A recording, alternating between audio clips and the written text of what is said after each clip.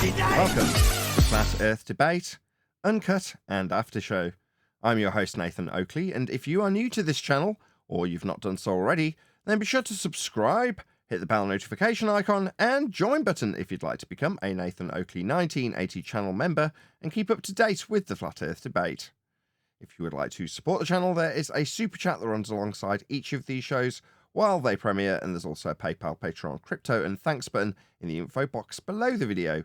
Speaking of Patrons, I'm going to do a quick shout out to all of you who do support me on Patreon. So a massive shout out of thanks and appreciation to Moon Harvest, Amish Earther, Naughty Thumbnails, Mitch Kennedy, Original D-Rose, Rod, The Name's Burley, Twad Wazzle, Jason Hornsby, Christoph Fournier, Flat Earth Travolta, JMails24, Unimento, M Iron26, Endless, Goldie McKinnon, Retro Bill, More Books, Cannabear, Fibre Oats, Bogey, John Kays, Patrick Gunnels, Banter, Mel B. Styles, Hairy Blade, Mobile Max 777, Rob W, Reese Pound, Del West Watson, Maria Nealands, Unbelievable Productions, Blue Ridge Ranger, Abraham Mohammed, Skeptic 936, Life is Short, Texas Mike, Tina Baker, David Wayne Foster, and Dank. So another massive thank you to all of you for supporting me on Patreon. Now I will hand over to whoever is in Discord and Google so you can enjoy their dulcet tones while I set it for today's live show. No, that's not right. Yeah, set up for today's live show. Yeah, definitely having a live show. I want to investigate further now. Because I said like the things I got and stuff like that is like outside of the scientific method because it's supernatural. And he corrected me. He said, well, not so, right? And he brought the quantum eraser, and I was like, oh yeah, that's right. That's right. And I want to take this a little bit further with him. So maybe I'll talk to him about it in today's QE live. In the Lay very it down beginning for when us it's all so we quiet. know. What's that? Lay it down for us. Well, if that's what he said, if like something supernatural can be used as an independent variable, then, well, guess what? Acting on God's word gets God to move. So you can actually, in a sense, you could say you can like, well, not manipulate God, but you can get God to move, to act on something, right? Right? Yeah, Because but through prayer. so yeah, so in that sense, I just want to talk to him. Is like, can you say that falls in within the scientific method? So I'm just curious what he's going to say. Well, how would you get God to move on something? Because I'm thinking of Lot, when Lot was like saying, if I find 100 righteous, will you not destroy it then? And he takes them all the way down, right? And if I find 98, you know the whole story. So yeah. If he would have found, if God would have found, let's say 10 righteous people, he would not have destroyed it because of the intercession of Lot, you think? Or God's mind is made up, right? It was intercession of Abraham, right? And if Abraham would have went down all the way to like just one person, what do you think would have happened? Well, that one person was Lot. Before we get off track, I want you to reiterate your question. What are you wanting to know? Or what did you ask? I asked the QE, right? I remember, I think it was last QE panel about a week ago. I said, well, things like God, fall outside the scientific method. Or it's things like supernatural things fall outside the scientific method. And he's like, well, no, not so. And he brought up the quantum eraser. And right away, I was like, oh, yeah, that's right. Like that's being knowing, knowledge, and whatever being like supernatural.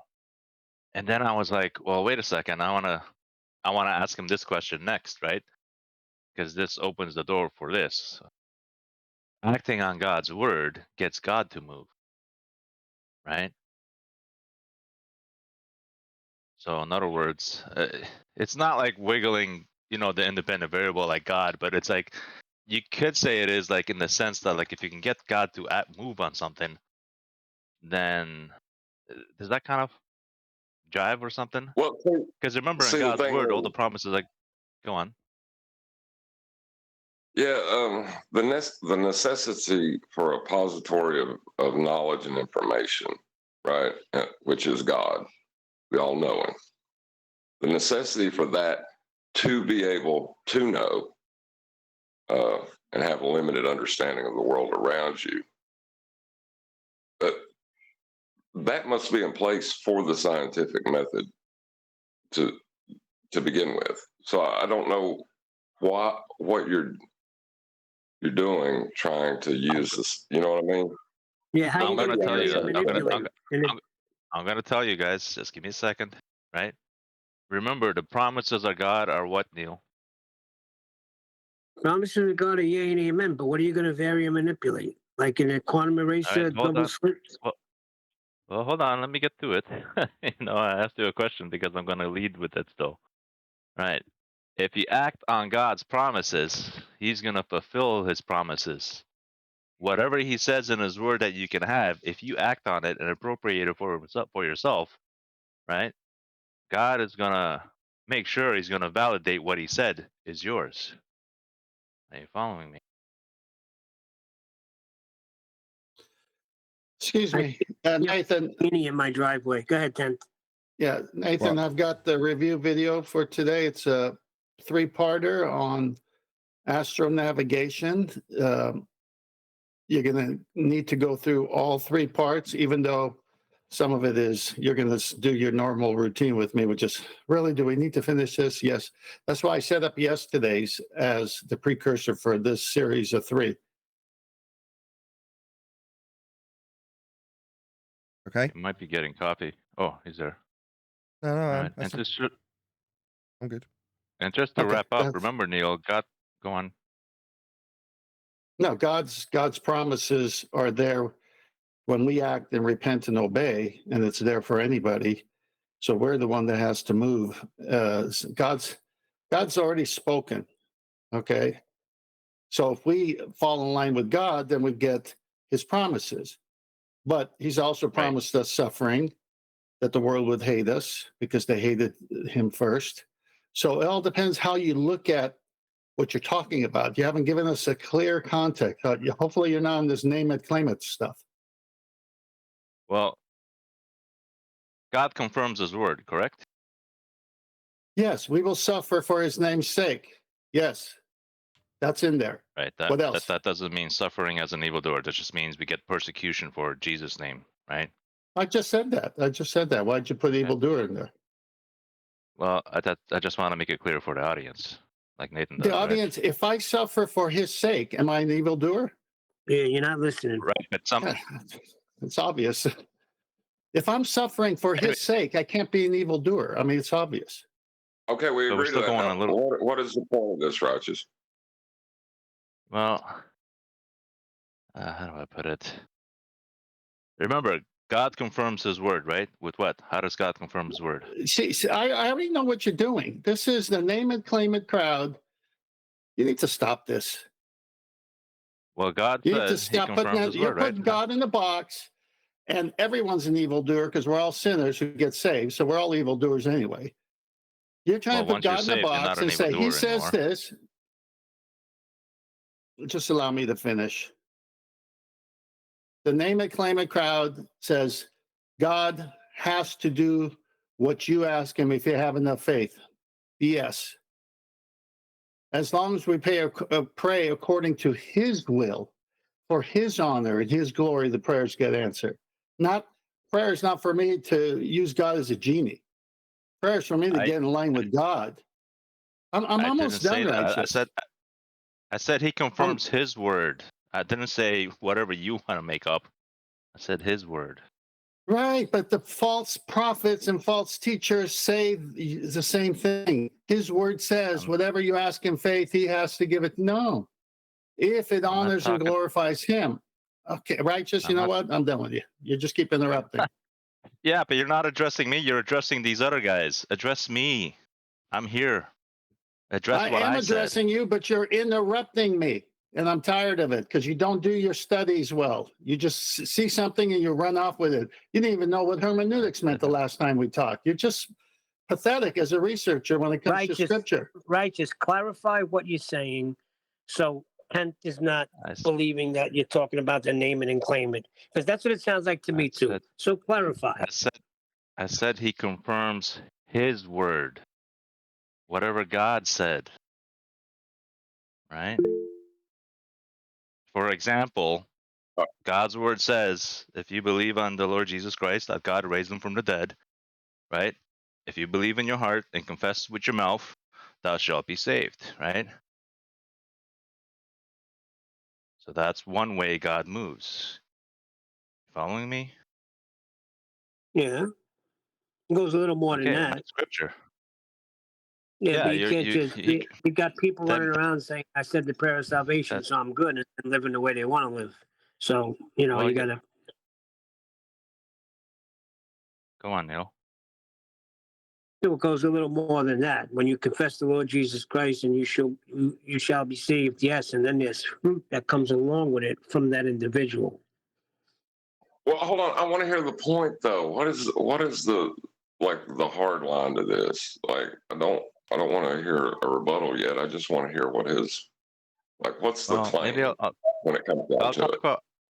I'll talk on the show with QB, and I'll see what QB says. So, well, I think I'll talk about it. We'll see. I may agree with you. You know what I mean? Like, I may, but we've not gotten there. It seems like you've asked questions for us to agree with in line with logical steps. And I understand that when you're trying to communicate a complex idea, that you have to sometimes lead people in directions. But I really do. I'm interested to hear what the conclusion that you want to come to is. I already got to it, but anyways, you know what?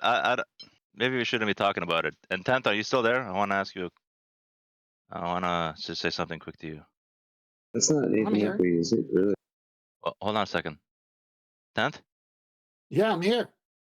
And I don't mean to upset you, okay, Tenth? I apologize if I upset you, okay? No, I'm concerned for you. I'm concerned for you and your judgment when it comes to interpreting the Word of God, because you need to be careful as to what you say the Word of God says. And many times you're very careless with it. So I'm praying for you that you do interpret the Bible correctly. I'm on your side. I'm not against you. You're trying to tell me when God moves. Well, God already tells me when he moves. It's right there in the scriptures. And it's by faith. You can't please him without it. Well, I do want to point something out. I do want to point something out about the scientific method, right? Your observed phenomenon, right, just has to be natural. It has to be observable, right? So, like with the horizon, you could, if it's doing something like getting closer or further away, you could probably wedge that into an experiment with a camera. How? How? But then the ball is the same thing with the stars, don't they? Well, it's just how you word it, because it gets really iffy because you're using a parent, right? So, right. But just because you say the horizon appears to move further and closer to me, is that not a phenomenon that we observe in nature? Yeah, but how are you going to wiggle it? Remember Anthony with the wiggle it? Well, don't the researcher have to handle it? Hold on a minute. Well, you can manipulate where you see the horizon at. No, that's not the same. Come on. But what was the observed phenomenon? The horizon, which you cannot vary or manipulate because it's not really there. It's apparent. That wasn't the observed phenomenon. The apparent distance to the horizon changing. Okay. And you can manipulate that. No, you can't. You can observe it. You can observe it coming closer and further, but you can't manipulate it. See, the horizon is subjective to you. It is dependent upon you. How can it not be affected by you?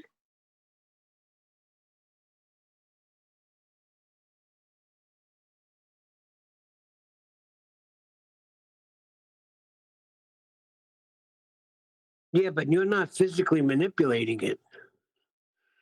From what I If you understand, take, the researcher has to be able to wiggle it. if you physically manipulate the lenses in which you view the horizon through, That's the lenses. See, when I brought this up before, the argument was never, oh, you're not manipulating it or it's not a phenomenon. It was, well, that's self-evident. It wasn't that you can't fit it into scientific method. It wasn't any argument against that. It was just, oh, it's self-evident is what the claim come down to. I thought it's supposed to be in nature and you have to be able to handle it, wiggle it Well, let just me a do little it. bit.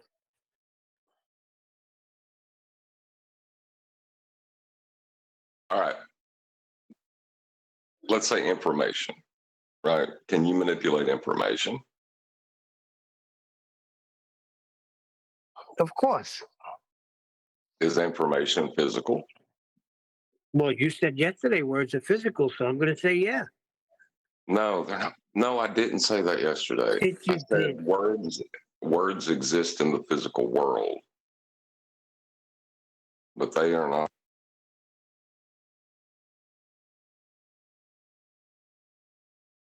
Not what? I should have said natural world. The words exist. My bad, you were chopping up a little bit.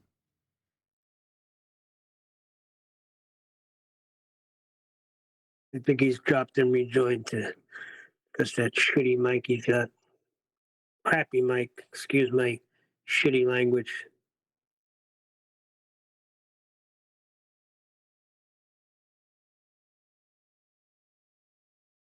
Yeah, to me, I always thought the scientific method, the researcher had to be able to vary and manipulate, right? What he thought was the cause.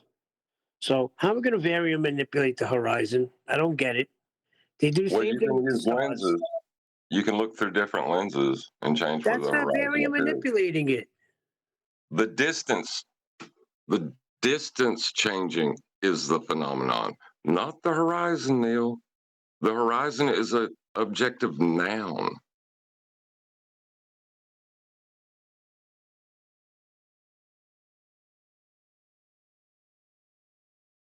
You're still varying and manipulating something that's apparent. It's not real. Irrelevant. It's an optical phenomenon. A phenomenon, yes. And It's optical. It's not physical. oh my God. And where is it claimed in the scientific method that your observed phenomenon must be physical? Well, I might be wrong then. I always thought it had to be something in nature, something that, You're convoluting nature with physical. I could be. How do you know everything in nature is physical?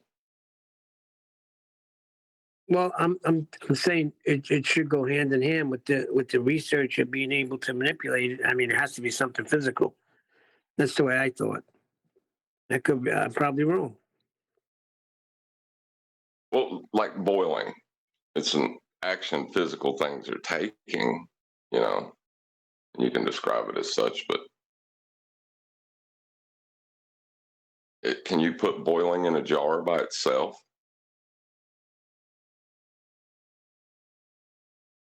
It doesn't make sense when you try to use it as as a noun, right?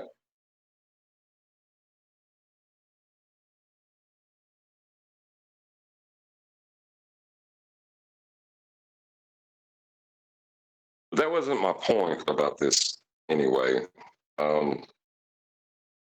Like what I was trying to say though is the thing about trying to vary or manipulate God,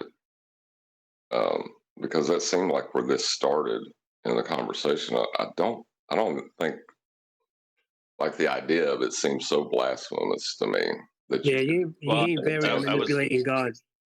that I said in a sense, not exactly like that, because I'm a bit skeptical about how I worded it too. But basically, get God to move, to be more clear, or to be more It's scriptural. very clear. It's very clear already. Ask and keep on asking. Knock and keep on knocking. Seek and keep on seeking, and God will answer your prayers. It's there.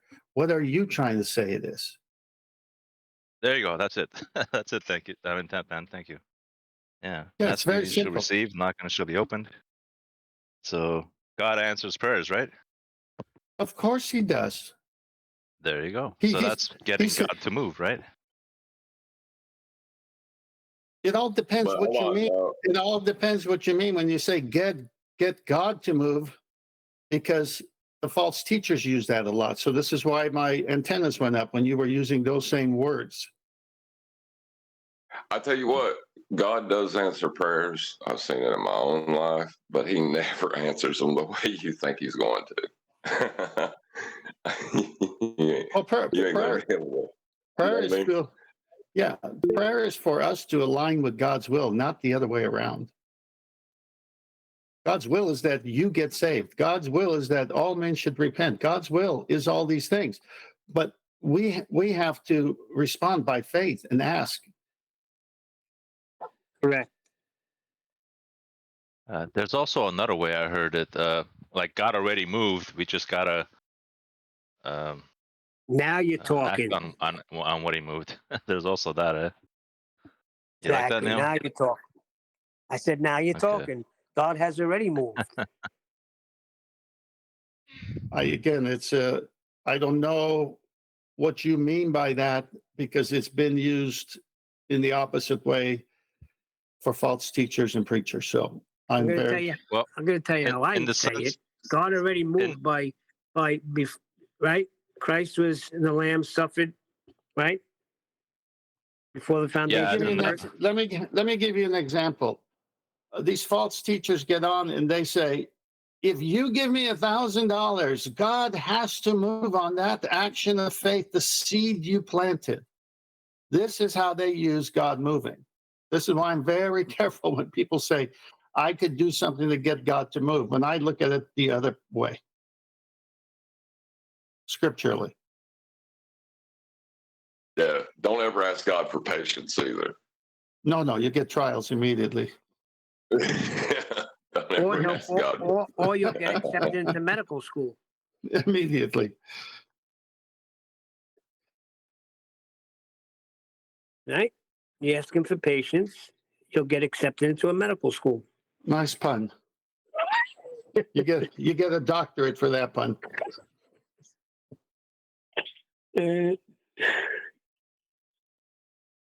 Nathan, was there someone trying to get on your show earlier that mentioned your name? I did hear something. I heard somebody say, "Is that Nathan?" Yeah. Of course, Righteous stopped him. No, he didn't. Yes, he did. Righteous said, "Hold on one The second." guy interrupted I Righteous. That was the apologize. problem. No, it wasn't your fault. I'm only hacking on you. Well, cover your mouth if you're going to hack. Is that scooching? Is that being a scooch? Scooch. You and D Rose always mess that up. Scooch. I What's can't with say this- it like what's- that. what's with this I'm all one? Southern. I caught Arwen in something yesterday as I listened to the re-up. He said electrolysis. All right. What is electrolysis? I've heard of electrolysis. That's a lice that went into an outlet. I was about to say that's a lice that got into steampunk, but that works. I think he was talking about electrolysis. Nathan's favorite. Be careful what you say. Oh, now be easy on Arwen's language, because I mean, it's English isn't his first language, and he speaks it just about as well as I do. So probably even better. So that would be me twisting up a Dutch word then, huh? Well, today's video, there's a part 1, there are 2 and 3. So I don't think we're going to. The part 3 is the main one, but Nathan's going to have patience going through part 1, 2, and 3. But at some point in part 2, he brings up Eratosthenes. Yeah, I laughed so hard when he said how Eratosthenes communicated with the other person when it was high noon. You're gonna roll over. It's just amazing. Is this a globe? High noon, is this like election? What's Is that, this- John? is this globe rhetoric or is this anti-flat earther making? a No, response? this is a person who uses a CAD program, which is quite nice actually, because it does things to show where the angle is originating from. You know where I'm going with that. And we know they use the celestial sphere as the surface of the Earth. We already know that. We know that dome of vision, that local horizon, and the 0 to 180, that baseline, and then directly above you is 90. We know that perspective and our dome of vision. That's really the celestial sphere, but they got you on that sphere. But where's the measurement coming from? Measurement's coming from the center, which is the equatorial plane. So we know their trick. We've called it out. We've shown it. But this guy actually puts out three-parter on astronavigation, uses a CAD program, and says there's no assumptions. And then he starts assuming there's a globe already. He says there's no assumptions, but he uses assumptions. So you're going to catch that on video 1. Then video 2, he totally butchers the Eratosthenes story. I mean, it's just comical at some points. But part 3, that CAD program, what a winner. I mean, he shows the GP, and then he shows where it's originating, and he draws tangent planes. I mean, it's a beauty. You know, when they mess the Eratosthenes, no matter how bad they mess that story up, I just concede it so I can rub their nose in the flat Earth. You know. Yeah, this one, the mess up is going to be on the communication of when it was high noon in Alexandria versus Said. So that part is the funny part. But we all know they need a flat Earth for that, because an angle from a stick or an angle when the sun's directly over the well, and then you're X amount of stadia away, 500 miles. What a doozer. Wait till you hear it.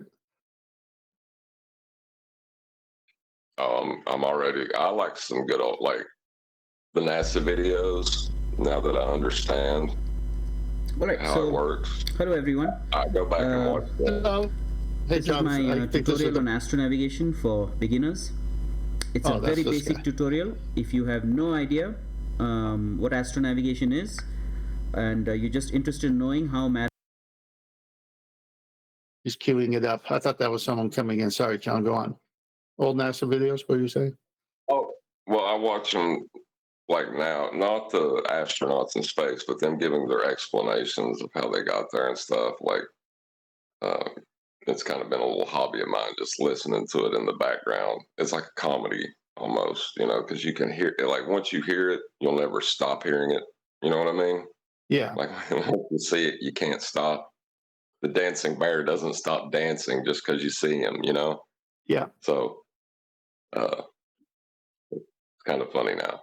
Well, this series of 3 videos we're about to go through, this was early in my research. I just tucked it away. I even sent the guy an email saying, hey, I want to get that SCAD program because I like the way you're using that CAD program. And I never got a response from him. So I've been just holding this back because there's many things that you don't want to share right away. You want the ballers and the anti-flat earthers to make claims first, and then you show it because now they're stuck.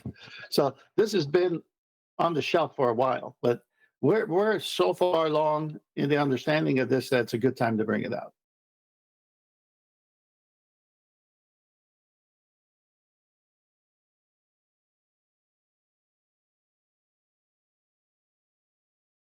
Yeah. And I think in a way that this understanding, like with the black swan, you have to be able to understand geometry at some level. But the elevation angle You just have to understand what an angle is. Yeah. But see, the black swan, interesting that you say that, because I've shared the black swan in the simplest of terms. And uh, it's like it goes over people's heads on purpose from their own viewpoint because they don't want to admit the obvious. And I said, look, why are you complicating something so obvious? If the Earth is a sphere with a radius of 3959, every horizon distance must be no further than, this is rock solid. This is physical. This has got to be a physical blockage. The geometric horizon must be physical. It can't be apparent. It can't be moving. Why are you not seeing the disconnect here? How could the Earth be a radius of 264,000 when it's a 10-mile distance to the horizon? And supposedly when it's 1.22 miles, it's back to 3959. But how can it be changing? So it's optical and it's apparent. It's not real. You're not seeing it.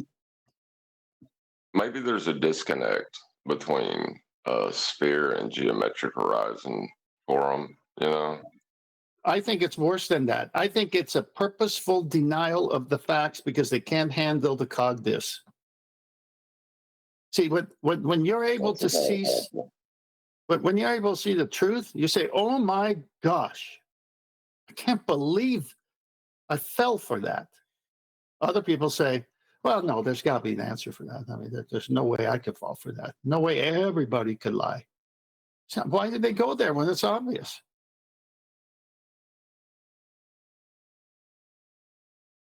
That's a defense mechanism because they want to believe that the authority knows, so that why would they lie is to say that that authority knows and they're not going to lie. You know, the idea that they could be wrong is actually more detrimental to the individual than them lying to them. Mm-hmm. And yet governments lie all the time. People lie all the time. We have court cases backed up because people lie. Contract disputes are based on lies. There are lies all around us. Oh, but people want to see that as this government official was caught in this lie and fought tooth and nail, but has now been brought to justice. They want to see it laid out in that fashion. They don't just want to know that there's an entire paradigm that's a lie, or that the government could just not know and be totally ignorant of it because of the compartmentalization. All of those sorts of concerns are far, far beyond what people want to accept and swallow in terms of the exposure of certain lies. You know what I mean? They want to feel that No, I get it. that the overall government base is good, and occasionally there's a rotten egg that works its way in and gets weeded back out again, and that gets exposed for us all to see, so that it can all continue ticking along as the trustworthy entity that we all know it is. So at some point, everyone thought am I getting echo? Someone's mic open. It's terrible.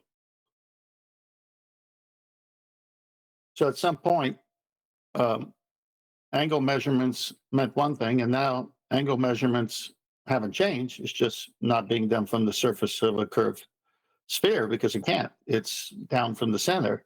All they did was lie to you about that. Where's the vertex? Where's the origin of the angle? That's the GP of the navigator with the sextant. Where's that happening? Oh, you got to put it at the equatorial. All right, I'm getting way too much feedback here. I'm keeping an eye. I can't see my line flashing. Is it my line that's flashing? Because if it is, it might just be one of the lines has switched around and I need to address it. But we've got like 2 minutes. I'll try it again. So, so the origin is a plane. The origin always has to be a plane. So where's the plane on the curved surface? Oh, we just draw one on the surplus to requirement dingleberry Earth that's not necessary? Yeah, I did see my line flashing before it should have done. I did too. Okay. Let's see if I can sort that out before we go live. Good morning. Good morning, Chuck. How are you doing? Wonderful. I'm all right. I'm alive. How are you guys? I'm alive. I'm wonderful. How are you guys? Yeah. I'm alive. I don't know. I'm not sure about wonderful yet. I'm trying to get there, but alive is at least halfway there, I guess. Have you found new work?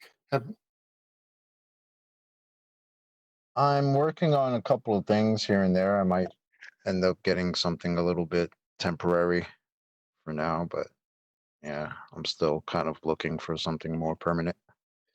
I would recommend in our world now, just because of the way jobs and, high paying jobs, mid paying, low paying, do whatever you can, even if it's 2 jobs, until you find that one you're looking for. Because if you're waiting, it's just going to drag it out. Yeah. Yeah, I'm trying to, that's what I'm saying. I'm trying to get a couple of things like people are throwing at me like, we want to do this for a couple of days here Sorry and to interrupt. there. Can you still You hear know me? how it goes. Sorry to interrupt. Can you still Sorry. hear me? Yeah, we can hear you. I think that solved the problem. I had it set so that you receive the same output line as OBS, and you should be receiving a different line that's separate from OBS, and I think that's resolved the problem. Okay, very good.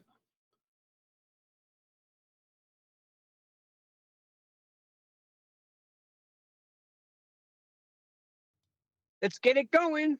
Good morning. Good morning. Good morning. Did you hear me fumbling my intro slightly? There was a slight technical issue just before we went live, literally seconds before we went live. So I was distracted with that. I'm like, no, I'm going to start on time. Let's just go. Let's do it. It's like a pilot.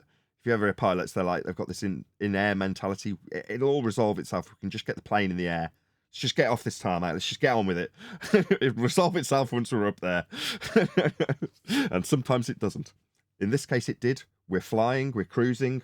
We're 2 degrees above the horizon. Any evidence of that physical geometric horizon, formerly known as Earth curve?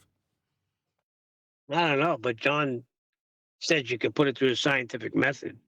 So I don't know. I did not say that. Oh my God. Neil, you're such a troublemaker.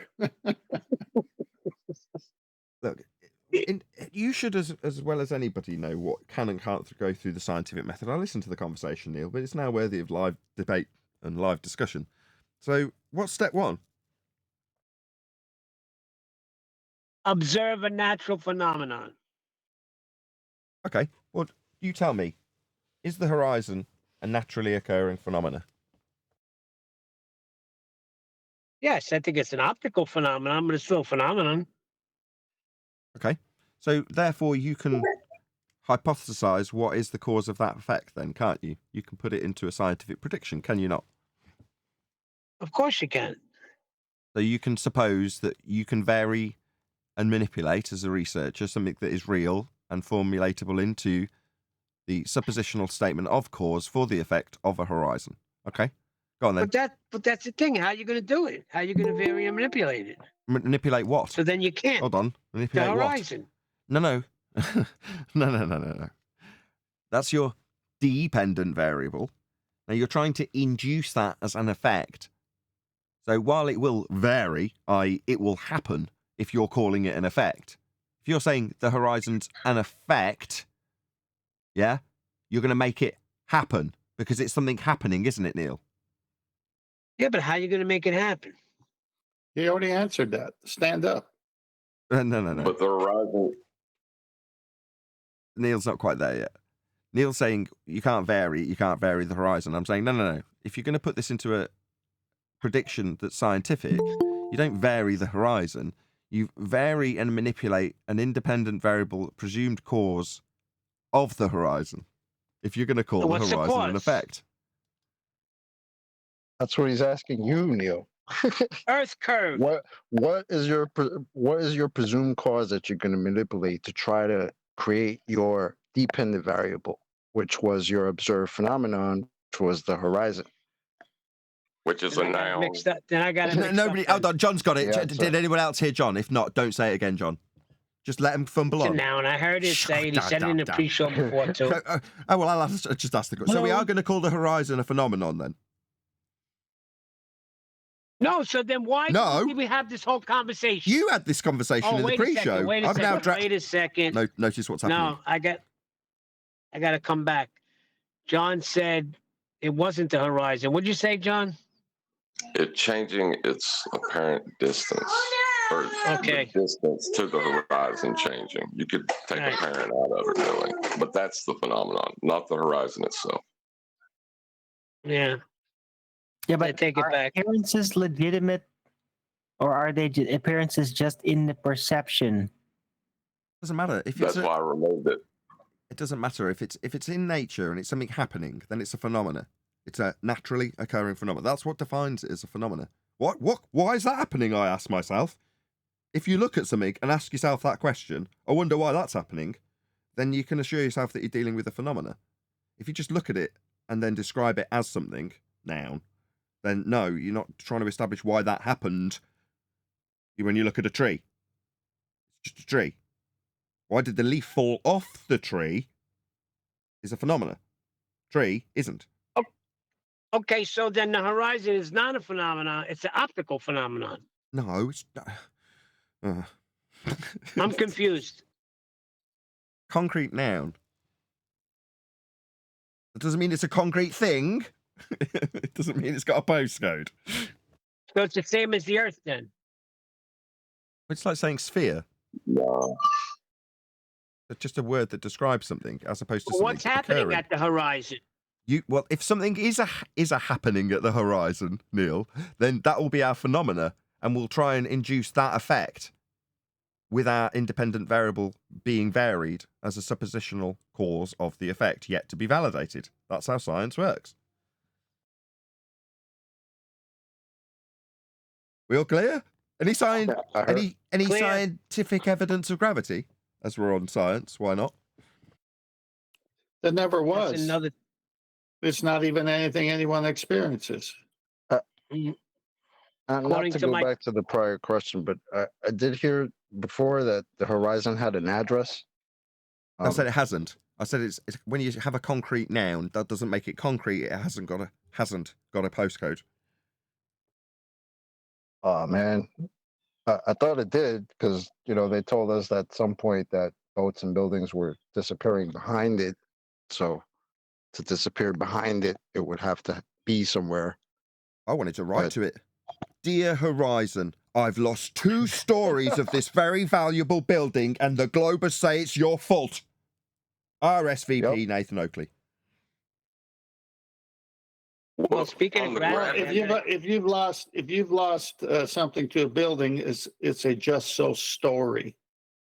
Oh, that's good epic. one, good one. On the gravity thing, though, if I pick an object and drop it, and I describe its movement within along the vertical axis with respect to the horizontal, what's that have to do with the sphere? I don't know, but that pun was next level. Nice. Very good, Nathan. Very good. You can put a Well, shingle on your shelf now. wow. Anyway, I was attacked by my 13-year-old and my 18-year-old, not even the big guy. The other two just started attacking me yesterday on gravity and Earth being a sphere while I'm trying to watch the Giant game, even though it was nothing to watch. They got destroyed.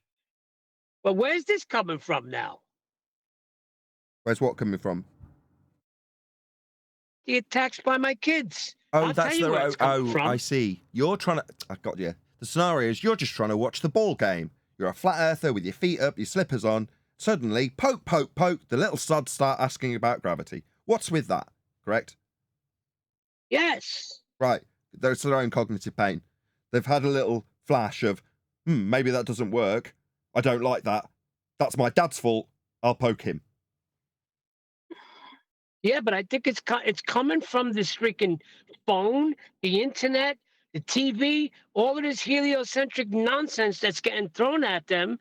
And then they come to me and I had to explain to them. I said, listen, it's all been debunked.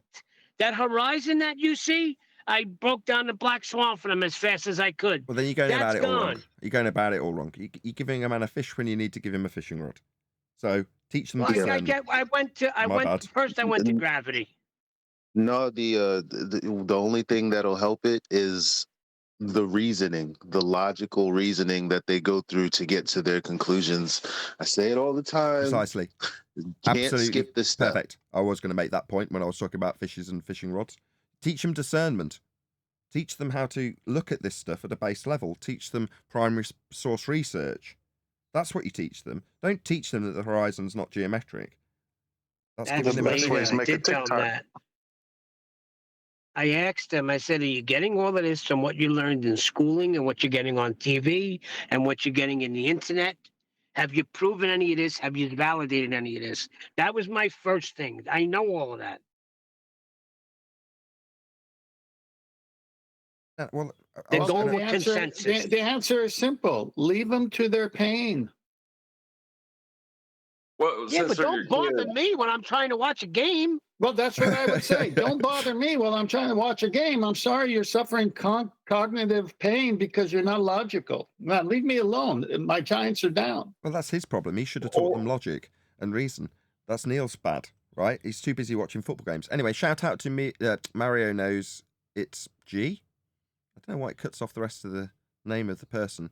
That's probably the most important thing of a super chat, but there we go. To cut off your name, I'm really sorry. John has a Lamborghini at his house. No, that's somebody going along the superhighway that, let's just break down the Lamborghini analogy, right? Because in case it gets lost on some people, because we are throwing it in left, right, and centre without necessarily explaining it. What the Lamborghini represents, right, is, let's call it the hare and the tortoise sort of competition between a guy that's, in my example, in what's a really crappy car? A Lada. What did you guys have in the States that was really crappy? Yugo? Oh my gosh. Dodge Dart. Dodge Dart? Perfect. Yugo. Right. I'm in my Yugo, right, and I'm negotiating really crappy back roads, right? And those back roads are the anti-flat earth and globe-tard back roads of convoluted nonsense and feaster nonsense and garbage rebuttals and complicated logical framework arguments that get you to the end path of showing how free energy. No, none of those things are on this particular path. Anyway, thank you.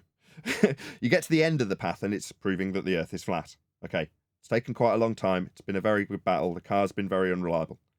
But when you get to the end or near the end, what you look up, you've been so concentrated on the gravelly grass and road that's crap and your car that's breaking down, you haven't glanced up above the horizon to notice that there's giant pillars with a massive highway on it, and there's dude in his Lamborghini flying straight to the end of the finish line, screaming, "You're going to need a flat earth for that," as he goes over the highway, over the top of you in your long, convoluted road to the end of proving Earth's flat.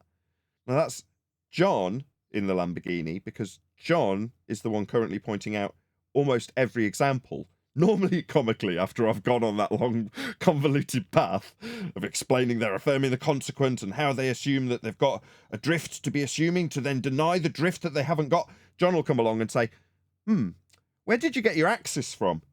Knowing full well that that is essentially all you need to say to prove that this entire example's cut off at the knees by pointing out that the entire process starts with a flat earth. That's him metaphorically going past me on the horrible windy road and just pointing out that you need a flat earth for that, for the example in the first instance. Almost every example has that happening at the moment. You're going to need a flat earth for that. Is all roads lead to a flat earth. It's just all roads now have a massive highway shortcut from John, who's doing an exceptional job the last couple of months. So basically, So John has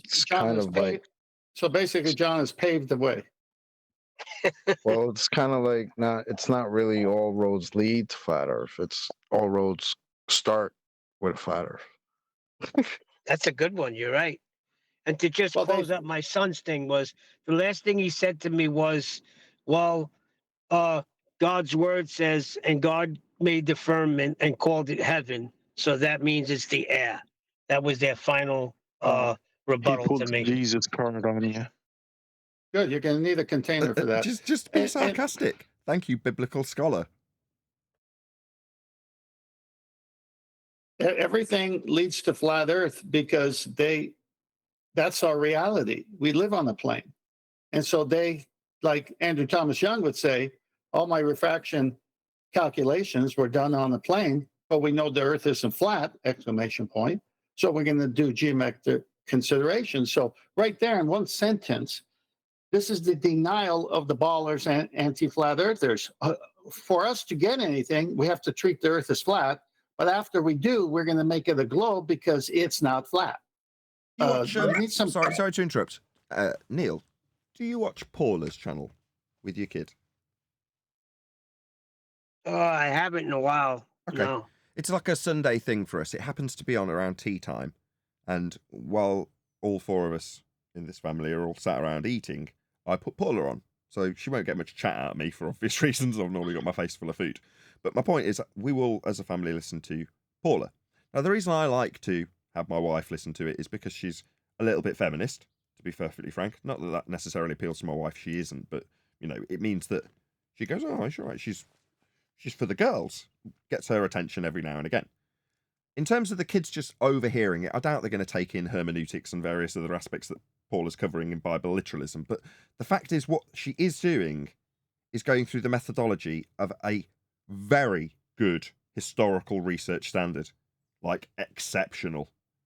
Well, that's what I take out of what she does, along with the Bible stuff itself. In the most literal terms, she's breaking down stuff in the Bible that some of the time I've read, most of the time I haven't. But it makes more sense when she's breaking it down in great detail. But that breaking down of the language and the translations of the language through primary source research and just good understanding of historic language translation, which Paula has got, shows the methodology. In other words, if they're going to throw the Bible back at you, stick them in front of Paula's show for a bit so that they understand how crude what they've just done is. It'll make them feel about this big. Now, it won't, I'm not saying do it so that it makes them feel that big, because what it'll do is entrench a good understanding of a historic standard of research. Now, yeah, there's a peppering of translation and, as I said earlier, hermeneutics, but that isn't what I want them to learn from Paula. I want them to see what she does to get to the standard to disseminate that information to an audience in a very, very concise way and explain all the steps she's taken along the way, because she's taken them, so she doesn't have to fumble her way through looking through her research to find the stuff. She's done it, and then she just has to find it, which is at her fingertips, to present it concisely, live. Takes some skill to do, right? When they see that standard, they'll start to, they may not watch, but I'm not saying you can make them, they're not young enough. It's not like my kids where they're sitting down and listening to what I tell them.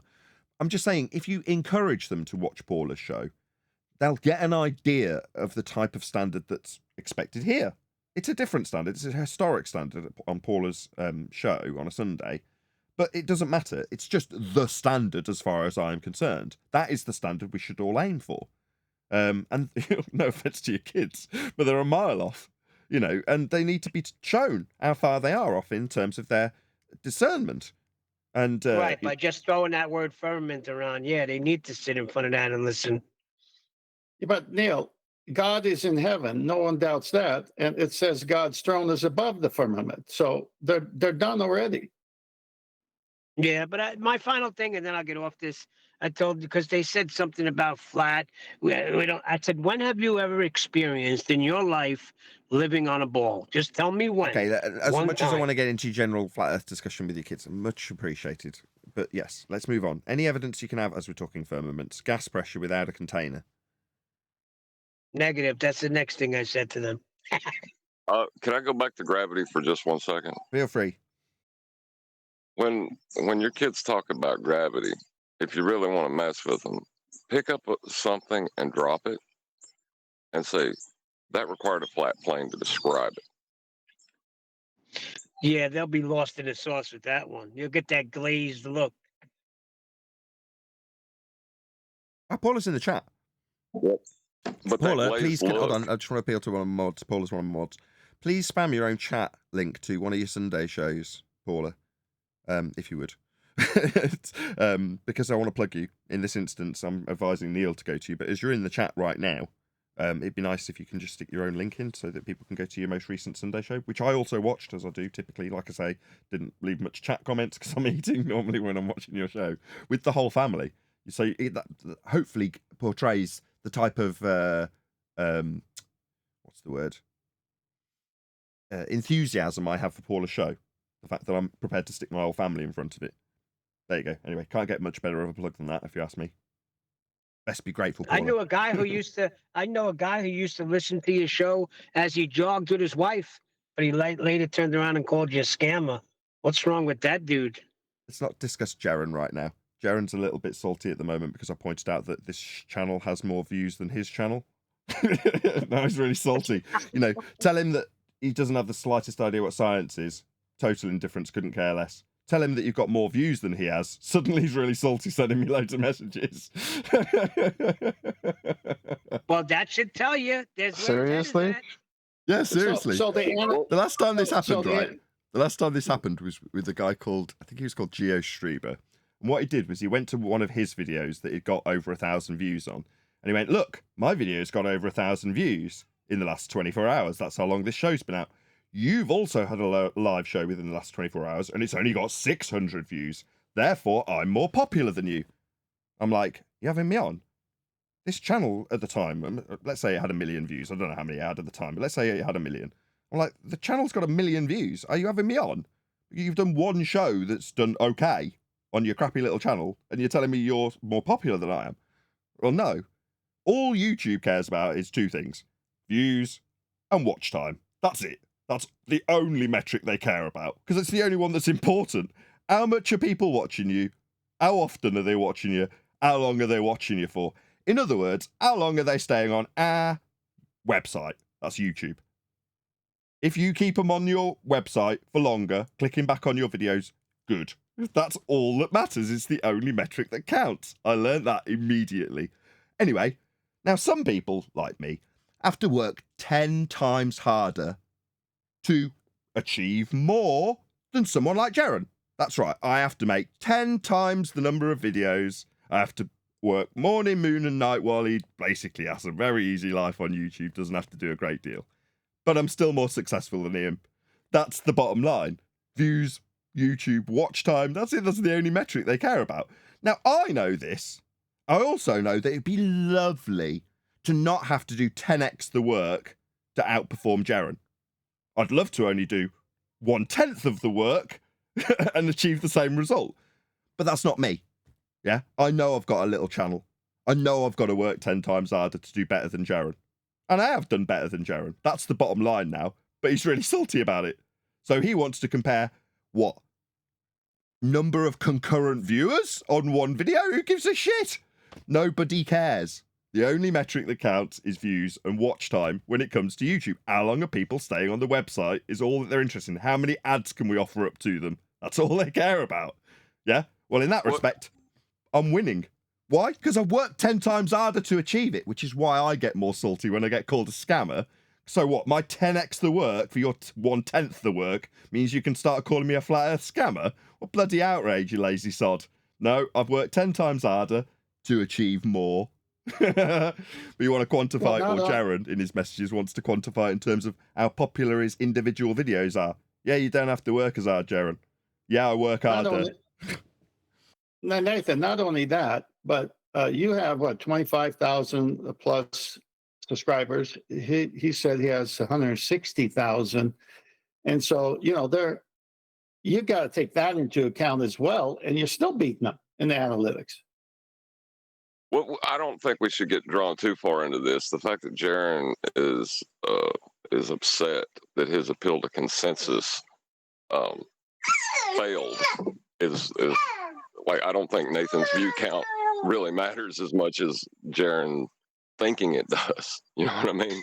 Well, the thing to me is he doesn't care about being wrong about the scientific method, but boy, he's upset about Nathan having more views and being more successful. Boy, that's telling.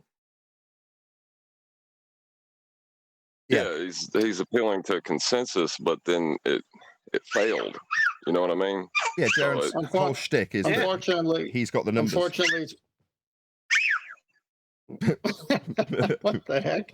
Yeah, Unfortunately, it's become personal. Yeah, it always was.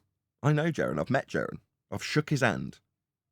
We've chewed food together. What do you want to, I don't know what to say. I know the guy. I've met the guy. We've worked together.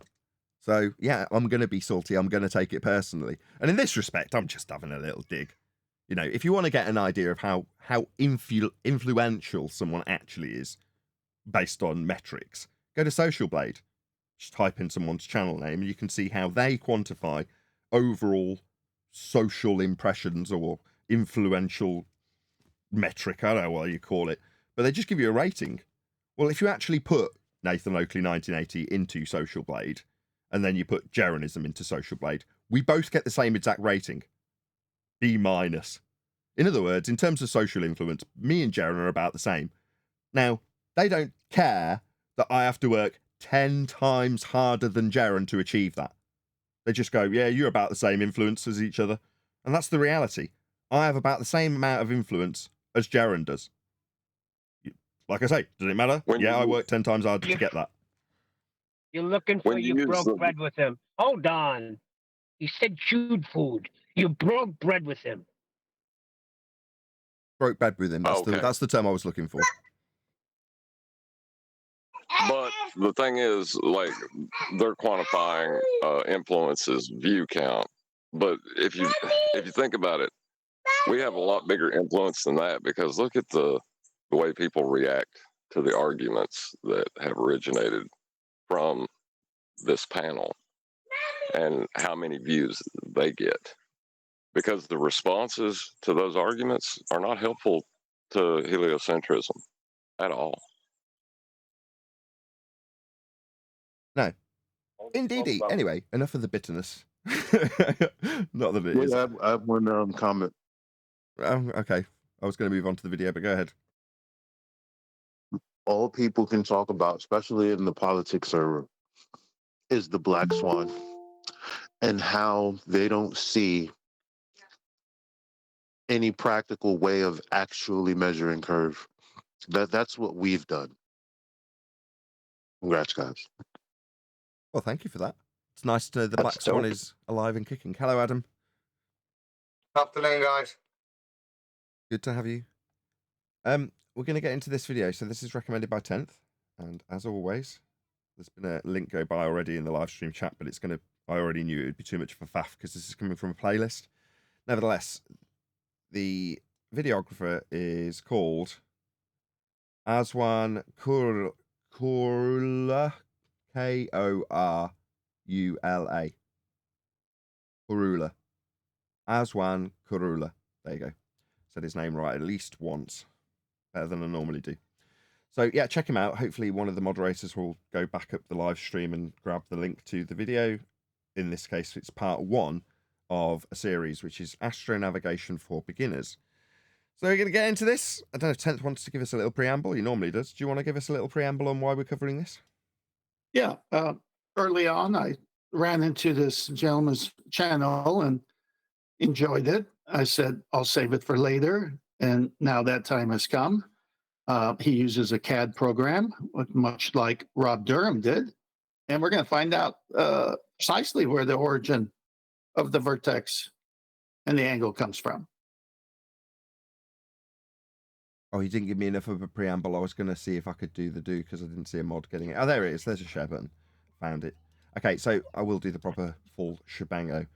So going by the live chat right now is the link to this videographer, who's a smaller videographer, so please do go and share him some love. Leave him a comment that says something along the lines of, liked your video, we responded to it, at Nathan Oakley 1980 sent me. Just give him a nudge, help him in the algorithm. YouTube loves comments, they love interaction, means you're staying on the website for longer. So yeah, help this guy in the algorithmic love, in the vain hope that we would receive the same in return. So where we as flat earthers are shoved to the bottom of the lists and receive absolutely no algorithmic love whatsoever from YouTube, hopefully getting videographers like this to respond to our videos when we talk about them, with them putting links to our videos, would do the same thing as YouTube should be doing for all videographers, but don't because Congress have told them not to. So there we go. Anyway, let's get on to this video. Let me know, feel free to interrupt if there's something that you want to interrupt over. Mariners use the stars to find their position on the earth. This is the video for you. And also, if you practice astronavigation, or at some point you've actually done some astronavigation and you've been overwhelmed by the steps involved and all the arithmetic and the seemingly meaningless series of steps you got to do in order to find your position, and you're not really sure how it works actually, this is the video for you. So basically if you're an absolute beginner or you've been we're into A ads already. CRM shouldn't weigh your budget. So this video is all about understanding the concepts, okay? So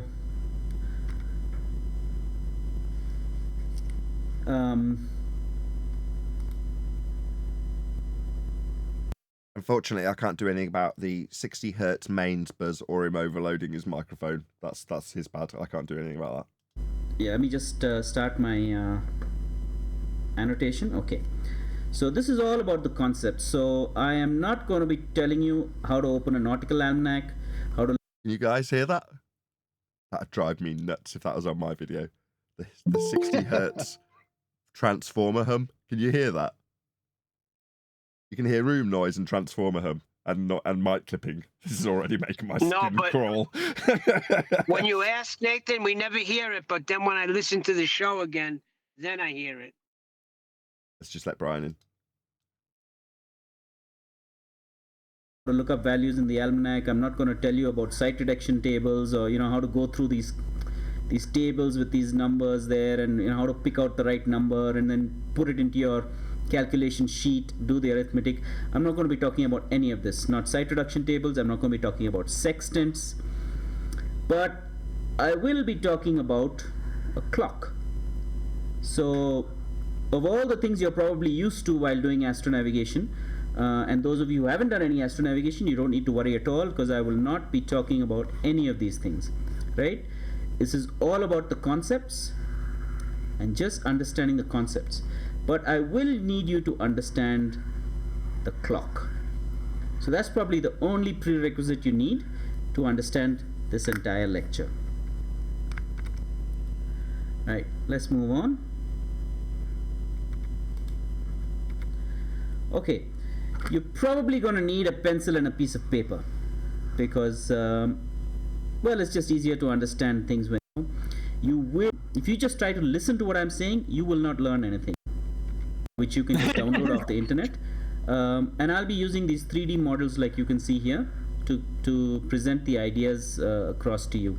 Now you got to try and remember that even though this model is actually a 3D model, I'm constrained by the fact that you're looking at a 2D screen, okay? So I'm projecting a 3D image or a 3D object onto a 2D screen. So I'll do my best, but you will have to kind of make a leap of imagination when I'm drawing things, because as you can probably understand, it's not easy to project a 3D image onto a 2D screen, which is what you're looking at. You're looking at a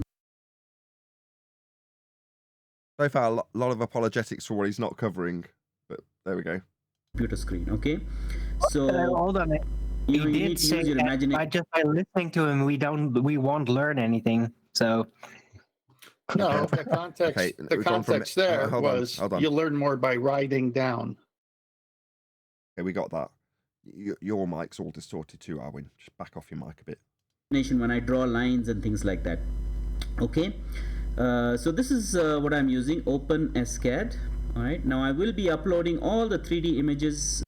What I'm saying, well, you could download these files, right? Okay, for some of you may not, but in case you're interested, these files are available. This is important.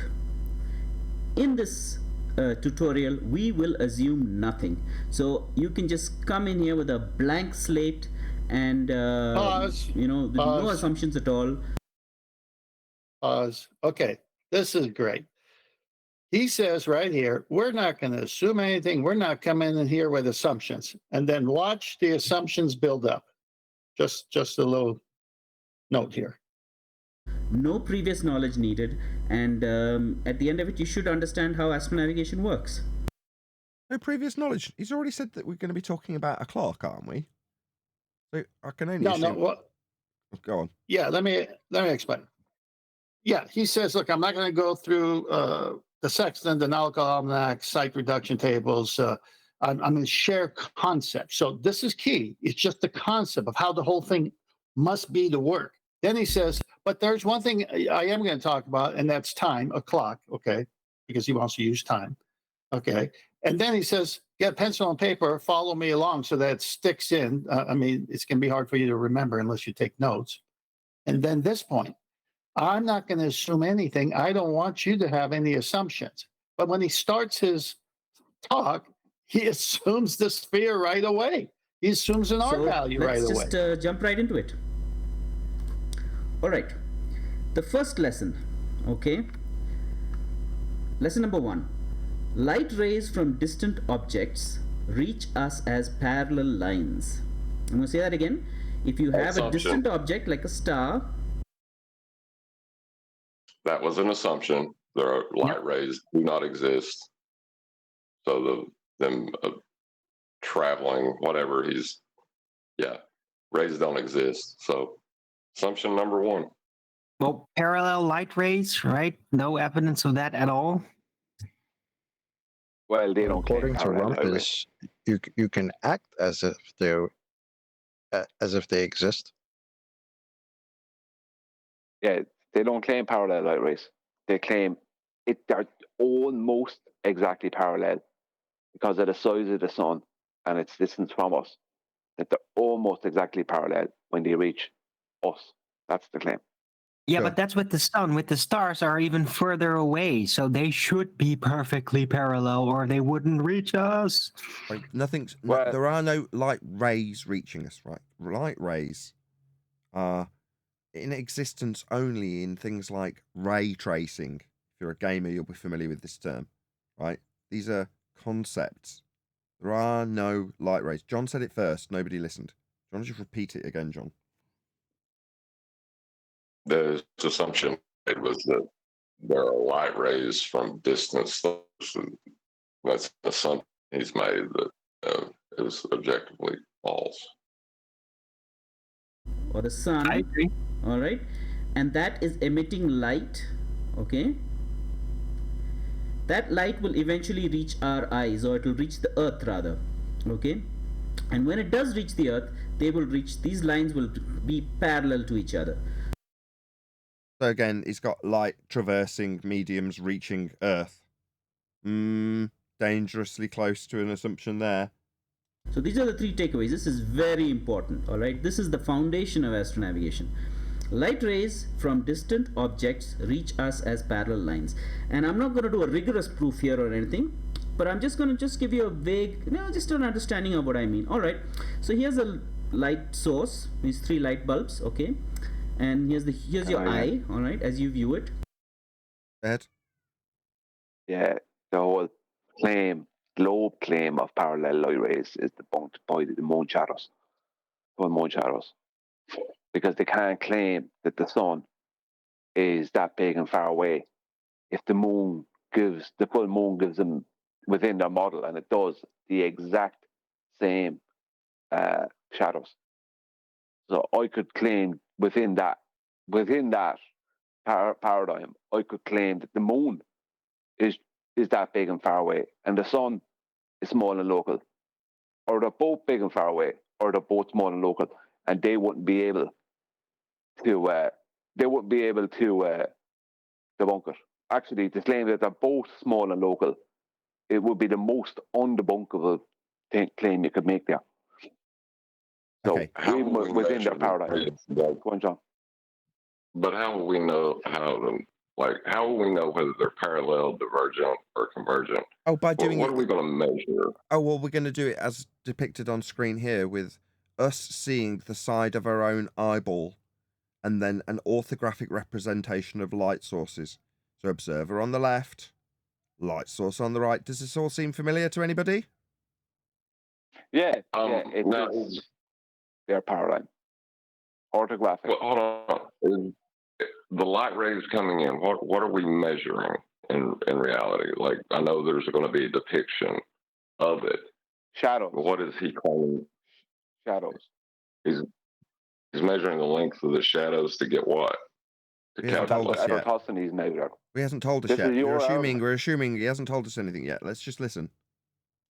Okay, now, if you look at the way the light reaches your eye, the edges of your eye from this light source, okay, you can see that's the angle, right? Now, if I move the light source away slightly, right, and these are isotropic light sources, which means they're throwing light equally in all directions, okay? So it's not as if they're directional sources, They're just throwing the light equally in all directions. Okay, so let's look at this one, and now the same thing. So light rays from this, now my diagrams may not be as good as I'd like them to be. Oh, hang on, where am I? Okay, all right, here we go. You just use my light pen. Yeah, that's better. That's much better. So you can clearly see that if this was the angle A, right, and when they move the light further away, this is the angle B, you can see that B is less than A. Now let's move the light even further away to over here, and now the light rays from the source will probably reach you like this. Assume that if I move that Okay, there are no light rays. Hashtag shit shrinks. The angle decreases as things get further away, even in Muppet vision. Okay? So what? light source all the way to infinity, then these rays will become parallel to each other, because the angle is reducing between this angle is less than this angle. There is no such thing in reality. So he's moved the light source to infinity and claims that once you get to infinity, these ever converging rays become parallel. That's his claim. He said angle. Yeah, as they do, though, the angle of the shadows on the surface of Earth, the angle that creates between the tip of the shadow and the top of the person, the moment he puts this into side view, he's going to destroy himself, because he can't depict a spherical Earth with an infinitely distant sun and light rays striking the surface, because you can never measure that. Is less than this angle. But you can. Right? Sorry, but you can pre-assume the sun to be a certain size and distance based off its angular size, like Eratosthenes did, and claim if it was that size and that distance, and we were on a globe of radius 3959 miles, that's all been pre-assumed, then the angles of the shadows that we see in reality would match. How do we compare these? John? The angles of the shadows. How do we compare these angles? Do you have some sort of reference to be able to compare them? Like a flat plane. Can hear those bloody cars going immediately. 5v12 startup. Let John answer. Right. The angles. The minute you invoke angle with the shadow, you're using Earth as a flat plane, and that's your reference for these angles. I see. So the difference in this Muppet Vision angle depiction that he's got on screen is going to be ultimately with reference to a flat horizontal baseline. So you're going to need a flat Earth even at this early stage of the examples he's making. How interesting. Any more? We're going to spin on. Right, to assert that the rays that don't exist parallel, you will in a flat plane to assert that. That's where you do the Ferrari or Lamborghini. See, we've gone through the Reekin.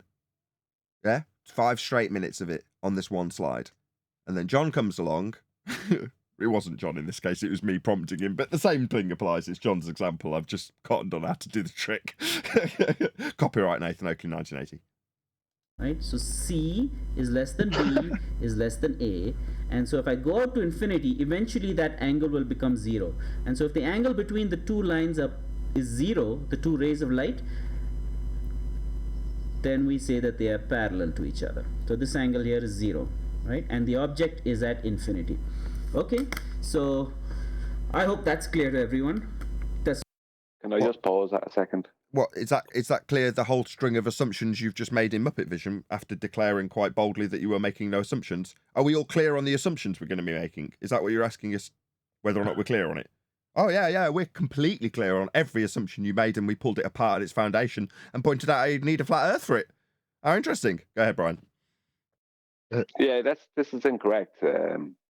The pre-assumption of parallel light rays within the globe paradigm is purely based on the sun being a particular size and a particular distance from a globe Earth of a particular size. The same is with the moon. The moon within their paradigm is a particular size and distance, so that it will also give us the exact same shadows, but with divergent light, according to them. Right? So he doesn't know what he's talking about. because their paradigm already has all this covered, and it involves particular sizes and distances, not infinity. Nothing.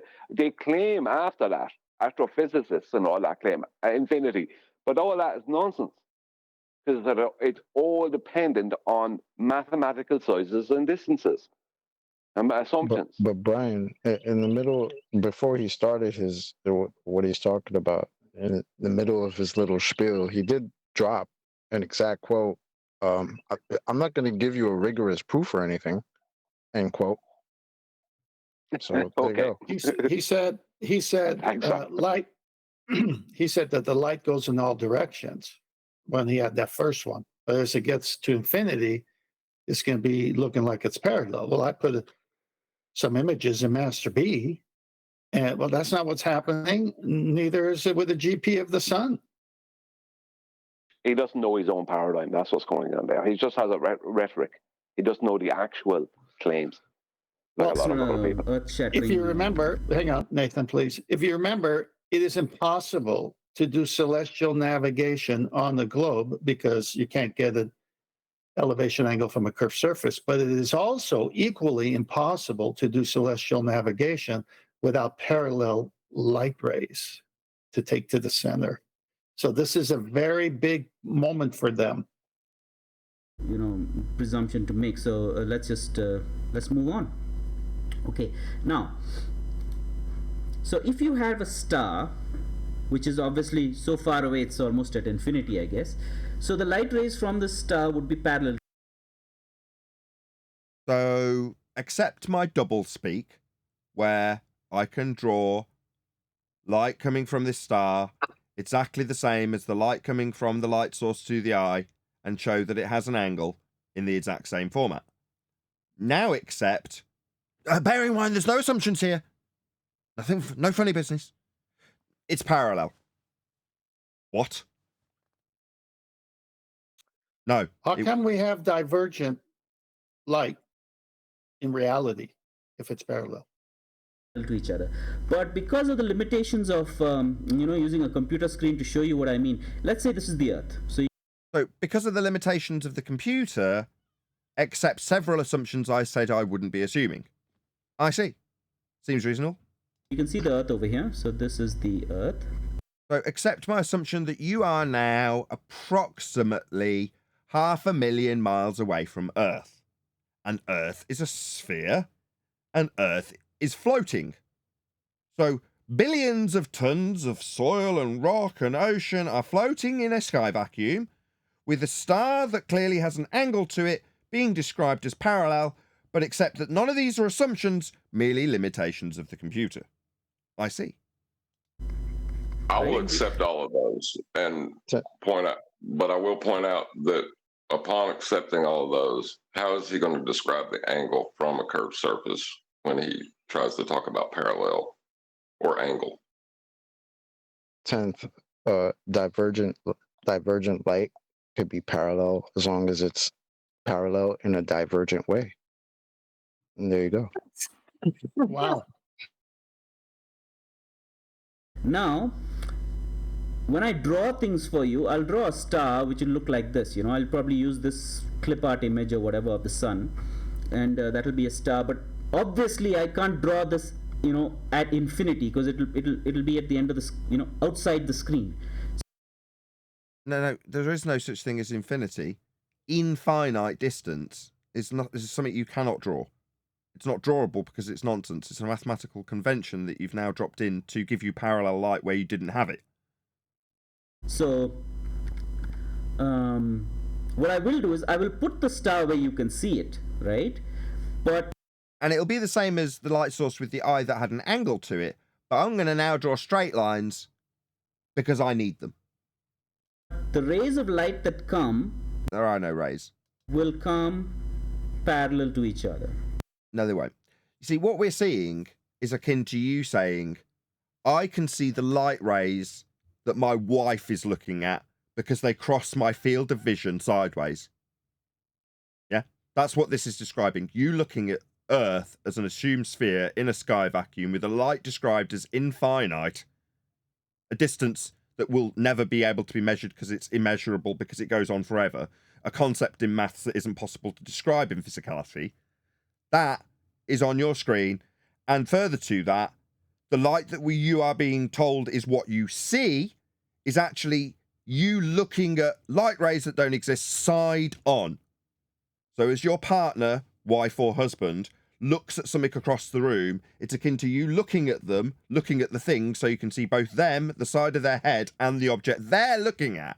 And say, I see the light rays side on, because that's what he's showing you. All right. So they'll come like this. So this is not all right. Utterly absurd. This is not how I see light. This isn't how anybody sees light. This isn't how light behaves. Light isn't ever seen side on. It certainly isn't seen coming from an infinite star when you're in the middle of space in a sky vacuum, not breathing. This is something that I'm limited by just by the way of drawing things. So when you see No, you're limited by your heliocentric assumptions, several of them that you've made already, and are having to disclaim that it's the computer's fault for the limitations of a heliocentric model that doesn't permit parallel light. But yet you put things that have got a set distance based on Kepler and Huygens at an infinite distance. Why would they be at a set distance according to the heliocentric model to only be declared to be infinite and then have it declared as a limitation of the computer? No, I'm sure the computer could program in Kepler if you gave him the scale. That little computer would have no worries with Kepler's scale. Seen it done. But that wouldn't give you parallel light rays, would it? No, it wouldn't, would it?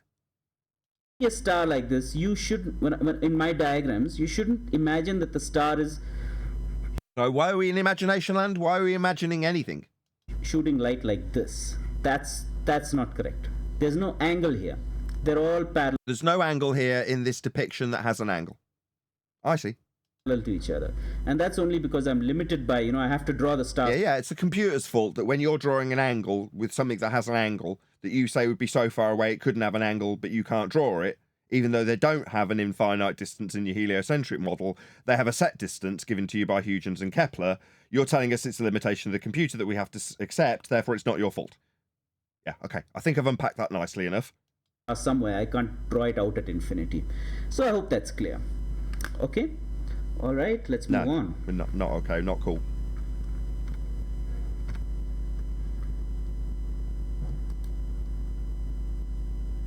Right. Lesson 2. The Earth is a sphere. We're not going to make any assumptions. Lesson 2. Assume Earth is a sphere. I see. Right, remember we're taking nothing for granted. Lesson 2. Earth is a sphere. We're going that escalated quickly. Yeah. No, it's hiding things on the front cover. There will be no lies here. Lie number 1. Well, you can't use parallel light rays with a flat plane. Number 2 is better, though. Sorry, Brian. From scratch. So how do we know the Earth is a sphere? Well, you don't. You measure off a flat plane. Well, a few thousand years ago, people thought the Earth was flat. And... yeah, underneath this very video, it'll tell you about the archaic notion, scientifically disproven, of Earth being flat. And yet, this sphere assumption will come from derivations of a flat plane measurement. One of the, people started looking at the way the Earth cast its shadow on the moon, right? And sorry, that's another assumption.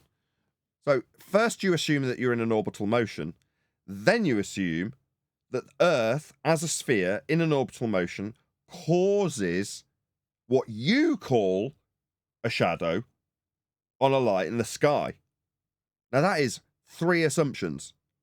Assuming that we are in orbital motion, assuming that we are a sphere, and assuming that said sphere in orbital motion causes what you assume to be a shadow. Technically 4 assumptions in that last statement alone. When you talk about what causes the shadow of the heliocentric shadow-causing ball Earth in a sky vacuum, causing shadows. And so... How is he messing up his origin story? Like, how did he skip the... People thought that boats were disappearing in the distance over a curve. Like, he went straight to the... people seeing shadows on the moon? That's crazy. That's usually number 2 in their little list. Yeah, number one would be angular size change of objects meeting mirage at the horizon, being called curved water. That would be number one. What about the impossible eclipse? That's like we put that in the corner with 90. You don't talk about that. And when we do, we call it impossible, even though it happens. Shh, don't worry about it. They ruffle your head with terms like that, don't they? What's that? The impossible moon? Oh, well, that's a paradox. No, on your little way. See, you learned a new word, paradox. Now get out of here, you little sod. Very good picture of a lunar eclipse. But over here, you can see this is the shadow of the Earth cast by the moon. You should be sorry. That's your assumption. Yeah, 4 of them. I just listed them. Shadow of the Earth on the moon. So good an assumption, you're going to repeat it 3 times. That 3 of those assumptions require a flat plane to measure so you can calculate these concepts. So I don't even think he's, every time he's mentioned angle, he's talking about with respect to a plane of reference, not a curve of reference. That's going to be video 3 where he gets into that. What I want, I know Adam's here. Adam, you're going to love it. You remember the Eratosthenes stories and the walkie-talkie? Well, it's going to get really absurd here when it gets to that. All right. And that's always this kind of circular arc is what you'll always see. So ancient people figured out, well, the only way an object can cast a perfectly circular shadow, which you've assumed it is. You've assumed it's a shadow. Is if it's a sphere. Yeah, but in the impossible eclipse, it's inverted. Right. No matter where you throw the light from, right? So the sunlight's hitting the Earth, possibly, over thousands of years from various different directions. Let's just do away with this complete horse tribe. No, when you see the eclipse, it turns red. That ain't a shadow. I've seen it with my own eyes. Yeah, so's my wife, who's making a load of noise in the background. Yeah, it turns red. That's not a shadow. But what about when the shadow is flat? Like, has anybody ever seen a half moon? The shadow's flat. So I guess we just ignore that because it's curved more most of the time. What you're supposed to do? Just ignore it. You don't know that's a shadow, though. If half of a light bulb. Yeah. I know that, but I'm saying, like, even by their standards, they're saying the shadow's always curved, according to them. I don't know if we could say that.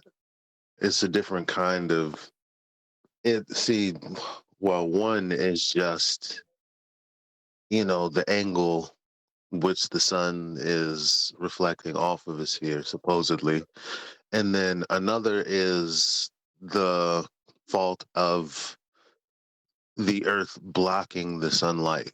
So it's like kind of different. Sure, but this sounds very much like a cause and effect relationship to me, with an assumed phenomena of shadow. But nevertheless, regardless of what you label it, shadow or otherwise, this is something occurring, is it not? Yep. Yes. So therefore, that's why. Well within the purview of science. This is right up science's avenue. This is an observed natural phenomena.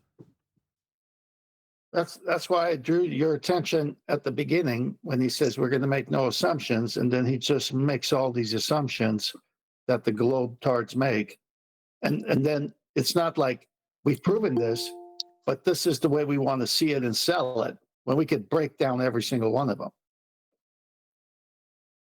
I just want to state before we go into all those things that the eclipse, what they call a lunar eclipse, is not an eclipse. As Nathan said, it's just a coloration.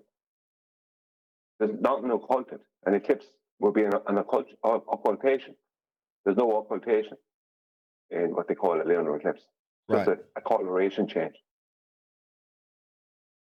Always, when the lunar eclipse was observed, there was a circle. The arc was that of a circle. So the only way that an object can throw a circular shadow is if it's a sphere, right? So, lesson number 2, the Earth is a sphere, right? Okay. with all the assumptions that they made with this cause and effect relationship, that they decided that the only way they could describe their pre-assumed phenomena of shadow on ball is with another ball in an orbital motion. So it could only occur if Earth is a sphere moving around the sun and causing a shadow, which it isn't when it turns red. Okay, lesson number 2. You all understand how we beg the question and affirm the consequent of Earth being a sphere. Excellent. Thank you for that excellent fallacious reasoning lesson. It's so fallacious because, hang on, Brian, let me finish and you go. It's so fallacious because in the impossible eclipse, the sun and moon are above the horizon, and what they call the shadow, which is color, is inverted. It destroys, that one thing destroys them right there. So it's not the Earth doing it. Sorry about that. Correction. Yeah, Eli is correct. It's not. Their moon phases aren't caused by their globe getting in the way. Only the claim of a lunar eclipse. The moon phases aren't caused by that. Sorry, I'm just correct that. Yeah, I thought we all knew that. Okay, fine. Next question. So what's the radius of that sphere? We need to find out what is the radius of the Earth. And if you think about it, think about the enormity of the question you're asking here. What is the radius of the Earth? Would you believe that if I told you the radius of the Earth, there was this guy called Eratosthenes, ancient Greek, all right? He calculated the radius of the Earth. Calculated? That's an interesting term. 2,400 years ago. 2,400 years ago, he calculated the radius of the Earth. Think of the genius. So a couple of thousand years ago, according to you, they all thought it was flat. Yet he's calculating the radius of a sphere 2,500 years ago. Is that correct? I see. Calculating though, right? Genius of that, right? That achievement probably. Achievement? Sounds like he did something. What's he achieving? He's working in the abstract world of maths with calculations. I mean, if he'd have measured something, that might be interesting. Compares to Galileo and Newton. Sorry, you're going to tell me he's going to measure a flat plane? He did, yeah. He measured an elevation angle using the Earth as the adjacent for his shadow. Yeah, but you've spoiled the punchline now. I've alluded to the audience like all we're waiting for is a measurement. So when we get the measurement, it's then the punchline that we point out that's a flat Earth measurement, but you've kind of spoiled the punchline now. Einstein. Well, I knew that 2 weeks before you did. It's all right. You're warming up the V10. Yeah. In its significance. All right. So the next thing we need to learn is exactly how did this guy Eratosthenes calculate the radius of the Earth? Because in our calculations, when we do astronavigation, we will want to know this radius. That's very important to us. Yeah, you damn Skippy. Yeah, very important. Yeah, a lot of your presuppositions start with that radius. It's just a shame that you're going to need a flat Earth to get it. The radius of the Earth. So let's see how Eratosthenes did it. Okay? Rev up your engines. All right. Calculating the radius of the Earth. Would you believe that Eratosthenes did this 2,400 years ago, and all he needed was a mic in a tiny little room with a transformer right next to the output. That's all he needed. All right, was, well, obviously a very clever brain. Wow. But he just needed a stick in the ground. So I'm using a tree over here to represent that. So suppose this is the ground, right? He needed a stick placed vertically in the ground, and he needed a water well, a well with water in it. So I'll come to the water well in a second, but first I just want to demonstrate something about the stick in the ground. Okay, so if the sun, now this is just simple, this is nothing fancy here, like. He needed a flat Earth and parallel light rays. Divergent light rays to do that. That's correct. So straight away we're into measuring an angle off a flat plane. Stick in the ground. Simple stuff. So let's imagine the sun is. Go on. Get it all out. Yeah, with divergent light. Over here, okay? So this is the sun, right? This is the stick, and the rays of light are coming parallel from the sun. Obviously, it's going to cast a shadow, right? So this is the shadow of the tree. Okay. Now, if I know the height of the tree, right, and I know the length of the shadow, I can... You can show how flat Earth is. That's right, you're using a horizontal baseline to do this. So this is a flat Earth proof. Okay, so step one, measure angles off a flat Earth. Okay, we all clear that step one is measure a flat Earth. Wasn't rhetorical. Yes, but he's about to do it wrong, I think, from what I'm hearing. I think And then he's about to not replicate Eratosthenes. can calculate this angle. That's simple, right? You can do it any way you want. You could do Pythagoras theorem, or whatever way you want it. But this is just simple, standard, eighth. All he does now is just take the inverse angle from a well going down to a presupposed spherical Earth next. That's all he's going to do. He's still going to need a flat Earth for the angle. Class geometry, or maybe 7th class geometry. If you know the height of the stick and you know the length of the shadow, you can calculate this angle. Obviously, if the sun were directly overhead, you'd probably get, if the sun were directly overhead, you'd probably get a very small shadow or no shadow at all. We've all seen this happen. If the sun moves over here, right, you could probably get a shadow like this, and you'd be able to calculate the angle that the sun is at, right? So this is important. Being able to calculate the angle that the sun's rays, okay, the rays of the sun, what angle are they striking the earth, the surface of the earth at? Your surface, right? So you're standing here. At what angle are the... Go on, John, what's your objection? Oh, no, it's just he's saying an angle from the surface. What are the angle from the surface these rays are striking it at? Uh-oh. If it's curved, you won't get an angle. The sun's rays hitting the surface of the earth depend where you are, right? So this is because the earth is curved. Let's say the earth was curved like this. Obviously, these rays would not form the same angle over here, right? Let's just draw a curved earth like this now. So that's you explaining how this couldn't be done on a curved surface, like John just explained. Exactly. How it couldn't be done on a curved surface. Okay. So you've just explained how this fails on a curved surface. Why would he do that? Right? But to me, locally, so this is a local angle of the sun. Oh, I see. Locally flat. I was going to say locally flat, of course. So locally flat? So let me get it straight. So when we're dealing with the light that we're measuring, we're going to assume, not that we're making any assumptions, that it's so far away that the light comes in parallel. But then when we're dealing with the angle it creates on the ground, we're going to assume that we're dealing with such a small area that it's locally flat. Doesn't that seem wildly contradictory to anybody else on the panel? Nathan, don't you always say that the thing about a sphere is that there are no flat surfaces on a sphere? None. So what he's saying is, to get around this minor problem of Earth being spherical in my assumption and a spherical Earth not ever producing an angle, I'm just going to assume it's flat for whatever area I deal with. So you're going to need it to be flat then. Yeah, that's what we would point out. However, when it comes to navigation, you're dealing with vast areas of equal elevation over vast areas of flat terrain. So no, definitely not. You're dealing with a flat plane, always. Otherwise, you'll never get a circle of equal elevation, and they can cover thousands of square miles. Right, but irrelevant of whether they want to say it's locally flat, the moment they say it's curved,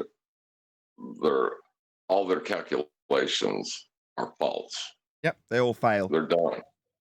Yep. They have to deal with it flat. It's not that he can just say, oh, well, because Earth's big, it's locally flat. No, it's never flat if it's spherical, number one. And number two, it makes every single one of your calculations fail because they need to be angular in nature, which means that no matter what this length is, it's got to be flat for the calculations to function. It can't be curved, ever. So what, you'll just deal with it flat? No, that's how Earth is dealt with and is measured. We do measure it flat for thousands and thousands of miles. Because it is. That's the only way this Also- functions. Isn't it funny how the claim is curvature, but it's always the excuse? Oh, because it's so big, we just measure it like it's flat. Doesn't matter how big it is. Well, Doesn't matter if it was don't infinitely big. It's still curving. It's never going to give you an angle. don't miss the biggest problem here on top of they needed a flat Earth. The key to celestial navigation is the zenith distance from the GP of the star and the GP of the observer holding the angle measuring tool called the sextant. That is a shared baseline or adjacent. Flat Earth required. So we're going to go to when they say, well, we don't need the horizon. Okay, but you got bubble sextant. Yeah. We got bubble sextant. All right, what do you got fictitious there? Oh, well, we got an eye-line horizon based on the spirit level. Okay, is that level? Is that horizontal? Yeah. So the GP of the star on that horizontal and the GP of your eye, because it's on that line, that's the zenith distance. That's still a horizontal. It can never happen on a curved surface because it's a shared baseline. And if the baseline is a curve, the angle changes all the time, and the zenith distance would change. So it's dead in the water. So like he just explained. Sun. Can you go with that? Local angle of the sun. Right? These are just terms I'm inventing as I go along. Actually, I don't really We're just Billy bullshitter making them up. Local angle of the sun. Angle. Right. And this is why I like Eratosthenes, because you're not using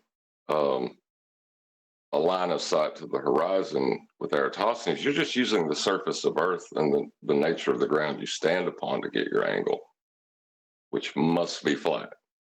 He's never mentioned the horizon in any of this, has he? Not as yet, no. terms. But this is called the local angle of the sun, right? So just with a stick, right, and a little bit Flat Earth and a flat Earth. of geometry, you can calculate local angle. Yeah, and a flat Earth. Angle of the sun. Today, of course, we use the sextant for Leave things like Billy that. bullshit alone. Yeah, but he's saying just a stick and a bit of sunshine and a flat Earth. We can get an angle. That's right. But you will need the flat Earth. Otherwise, why would you be disclaiming how it doesn't work on a sphere and disclaiming how you're going to assume it's flat after going to great extents to tell us about how we'll get radii for something that we're not using as a sphere? Surely, after all those disclaimers about how spherical we must assume it to be, not that we're making any assumptions, wouldn't you then go on to show how spherical and useful that is to assume? Not just tell us how we ignore how spherical it isn't because it wouldn't work. It is how flat we assume it is. Seems very self-defeating. It all begins and ends with Eratosthenes and his claims, because the claim, well, within my Eratosthenes is claimed to have claimed, right? That's a bit of a tongue twister. Is that the reason the sun gives us parallel light rays is because it's so big and far away, and that explains the shadows on a globe Earth, right?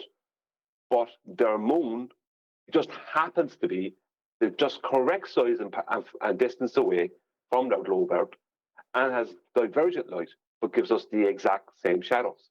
So all of their claims dies right there, because they leave that's the small print. That's heliocentric small print.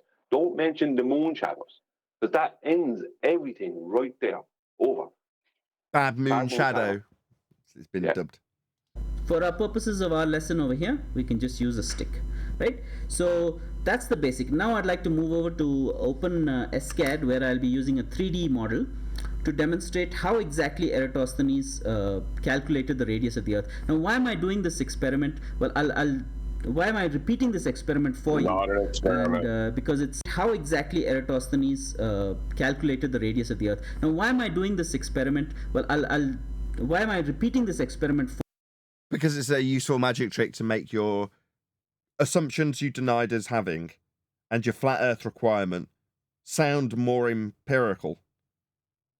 Just makes you sound better when you use those words. Like experiment, they're like magic words. so that the audience thinks you're really smart, makes you think like, oh, this guy's a bloody scientist, when he tells you how to not assume the assumption of a spherical Earth that's useless and makes the math not work, therefore flat Earth required, and the only things you're going to need are a stick, a shadow, and not mentioned by him, repeated ad nauseam by me, flat Earth. That's what you'll require. I see. But if you mention that it's an experiment, then people will think you're a bloody scientist, won't they? For you. And because it's critical to astronavigation to understand how exactly he did this. Because with a flat Earth and an angle that's only possible on a flat Earth. That's exactly the same principle we use in astronavigation. Flat Earth required. So let me just close these windows, and I'll start recording again after I open a SCAT, right? So don't go away. Okay, I think that's the end of this guy's presentation. So this is part 1, and I will do a proper plug for him, and then I'll let the G+ or indeed Discord, I'll give him a like. That was quite good fun. This videographer is called Aswan Karula. Hopefully I haven't butchered his name. And there's going to be a link going by in the live stream chat. Please let him know at Nathan Oakley 1980 sent me, and then a positive comment so it doesn't immediately get removed by the videographer in regards to our response to his video. Selfish motivations, as always, so in the vain hope that videographers we cover on this channel would offer us some algorithmic love where we receive none from YouTube by putting the link to this video, for example, in their video if they were to respond, offering us some semblance of love from a fellow videographer rather than from YouTube. So in selfish ways, hopefully you'd do that if you were to respond to us, but in the meantime we can only do as we would hope you would do for us by sending this audience to you with the comment at Nathan Oakley 1980 sent me. So please do that now if you're in the live stream chat. But that was part 1 of Astro Navigation for Beginners. So as I say, go and send him some love, let him know we sent you, and tomorrow we'll cover part 2, which is probably about the same sort of length. So before we end the live stream and ask everyone to stay tuned for the after show, do you want to pass on any final comments in regards to part 1, panel members? Real quick, Tempan, I love that picture. I put some comments on your Master B pictures. I love that picture that proves it. That right there destroys by total vicious annihilation any parallel rays coming from a far distant 93 million miles far away sun. Excellent.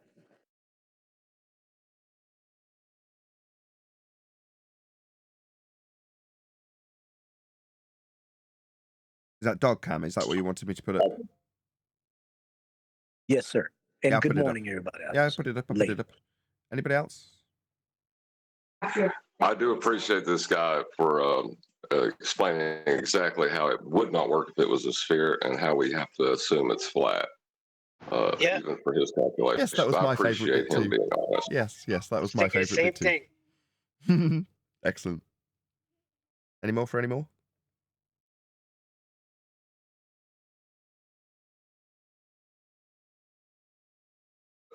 The moment you invoke a flat plane, it should be on your video, right? It only seems fair. I think that's fair. I love how we get called archaic, though, right? We get called archaic, and then what you got, bro? 2,000 years ago, some guys put a stick in the ground. You do it much better. I tried to do that in the live show, Chocolate. That's the vein of that I was aiming for, and I just missed it completely. That's what I was trying to get when I was like, yeah, under our video, and I couldn't quite cobble it together like you just did. But exactly, yeah, you're archaic with your 2,000-year-old stupid notions of flat Earth. What you got? Yeah, we have this guy with a stick 2,500 years ago. Yeah, I was gonna say it during the show, but I didn't want to. I didn't want to disturb it. No, I wish I had. What I am glad about is that there was an appropriate moment to plug Paula. I really like watching Paula. Oh, that's awesome. The part 1 we just covered. I'll make no assumptions, and then he makes all these assumptions. That was the main takeaway from part 1. Part 2 is going to be the whole Eratosthenes, and it is comical at some points. Part 3 is going to be very telling. Part 3 could actually not not actually. Part 3 contradicts everything in part 1 and 2. But 10th, in part 1, he conceded that it couldn't work from a curved surface and Earth must be flat. Yep. Of course. And you're saying that that's not the end of this, right? He's saying it's all downhill from here, I think. No, because of that CAD program. Now, Rob Durham used his CAD program from a curved surface, and it was an impossibility. We know that. This object is not a line. Yes. Oh, you sound just like that. Access denied. Exactly. From a curved surface, impossible. Okay.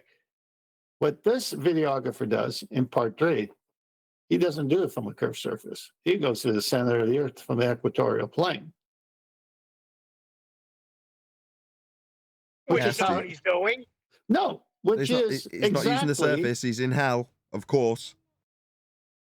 Well, it's surplus to requirement, right? It is a flat surface at the end of the day, whether you say it's flat or you're at the equatorial plane.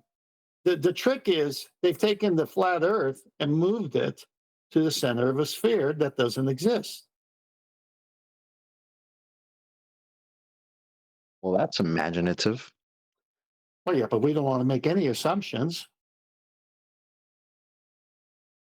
Well, we don't really have to work at the really is level.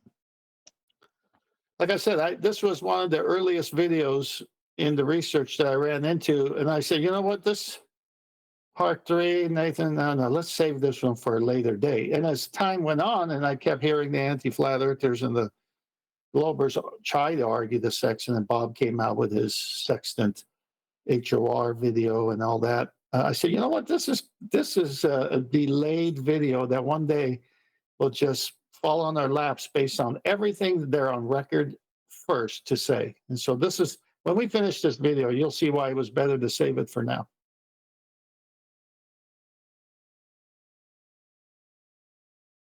There's other things I'm saving for the future as well.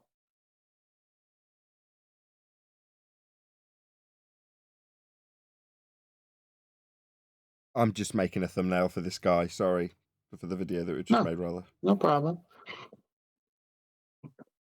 So his point in this first video was the sun is so far away it's casting parallel light. Okay, and so the reason you have an angle is because the Earth is curving, but you can't get an angle from a curve, so that can't be the reason.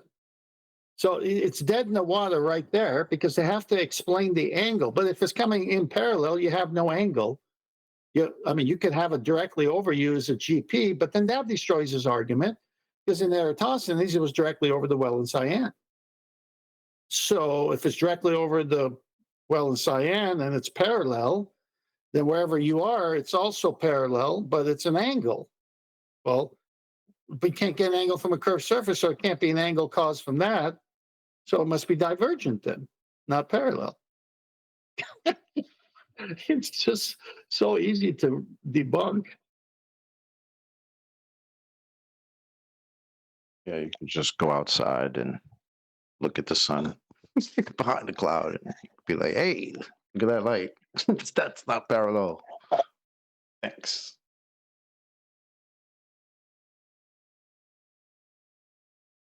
Well, I think Brian's argument with the moon and the sun was killer as well.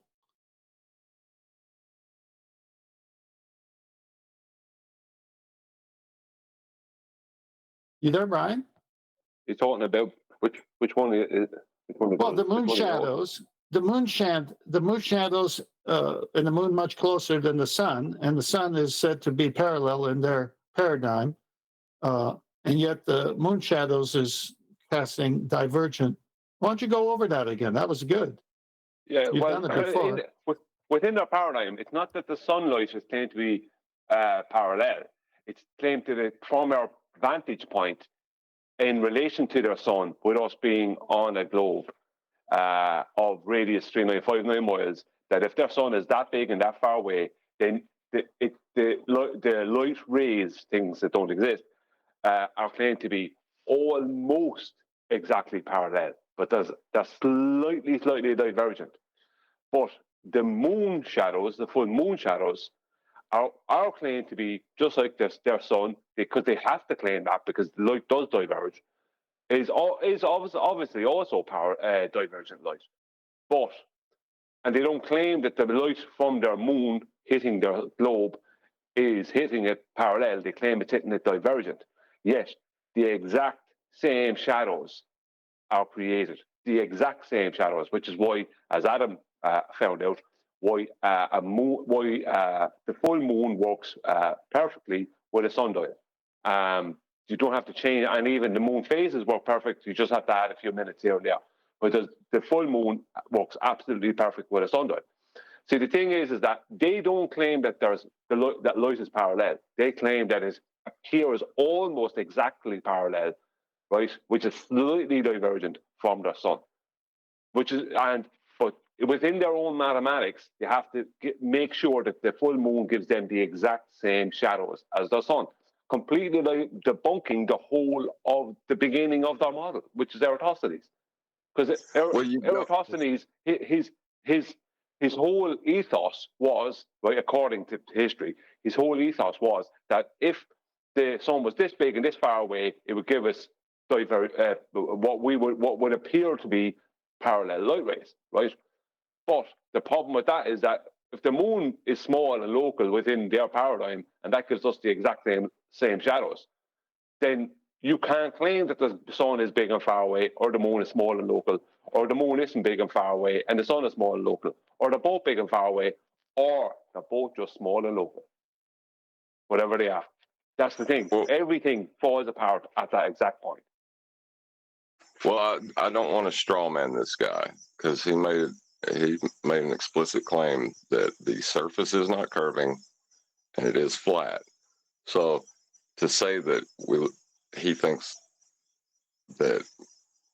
it's a globe of radius 3959 when he explicitly said otherwise, I don't know if I would hold him to that.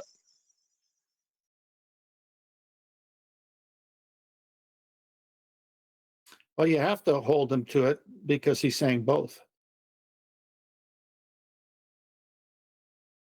Well, that's his problem. Exactly. Just because we can prove you can't get an elevation angle from a curved surface,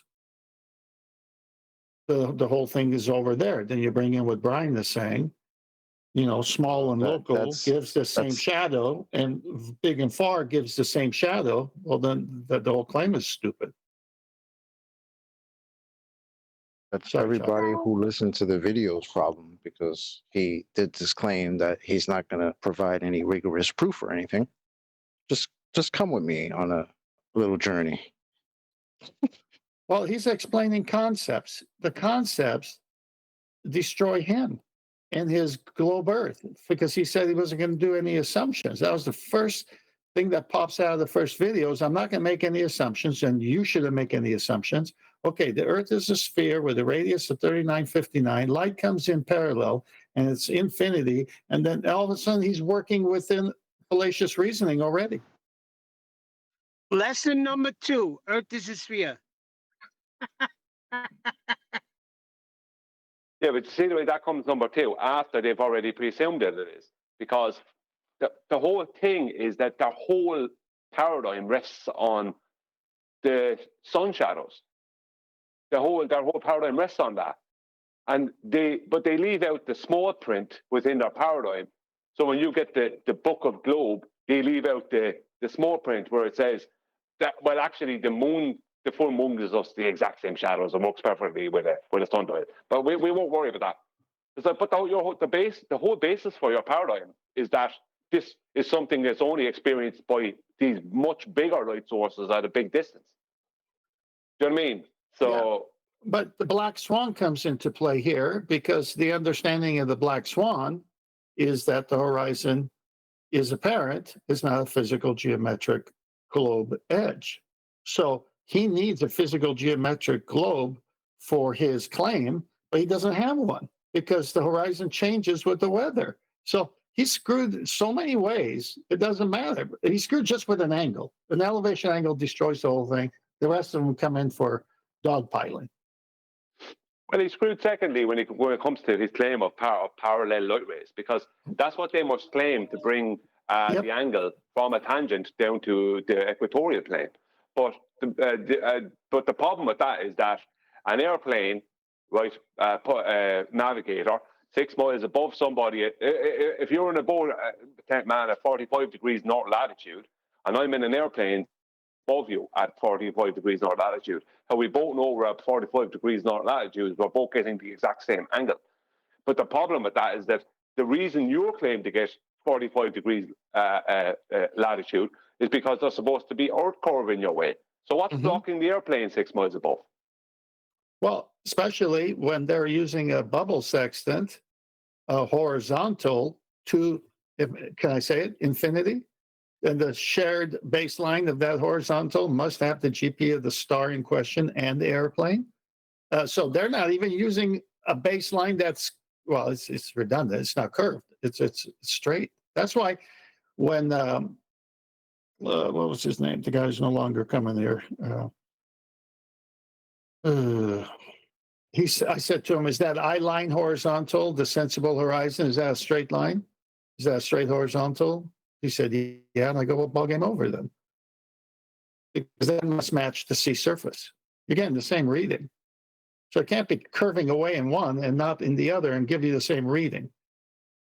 But you can't have Earth curve being the reason why someone's getting 45 degrees latitude while using the horizon on a globe, right?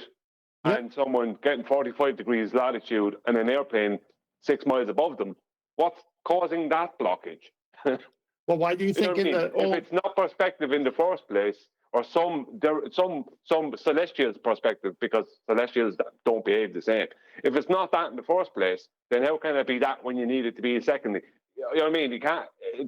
Why is the airplane getting? Why is the pilot or the navigator on the plane? Why is that person getting the exact same angle to the exact same celestial body?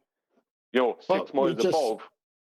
Yeah, we're both saying the same thing. Why is it that picture that shows the equatorial plane as a horizontal, the tangent plane on a surplus non-requirement dingleberry Earth as a horizontal, and the plane with a horizontal depicting the spirit level? So the angles are all coming off of planes, and they've just stuck the dingleberry in the background and want you to think it's working on that when it's not, because they just use straight planes to say the angle's the same. Yeah, but it's more small print where they're not adding in, well, the plane doesn't have Earth curve blocking it, so we're not going to address why they are getting a 45 degree angle. Do you know what I mean? We're just going to say that we're just going to say that the person on the boat is getting a 45 degree angle to Polaris because they're going backwards down over a globe Earth, a curved surface. But the airplane, that's getting the exact same angle 6 miles above. Well, that's 6 miles of altitude or elevation, if you want to call it, above. So what's causing them, that person, to get a 45 degree latitude angle, the exact same angle as the person below them? Well, that would be in the small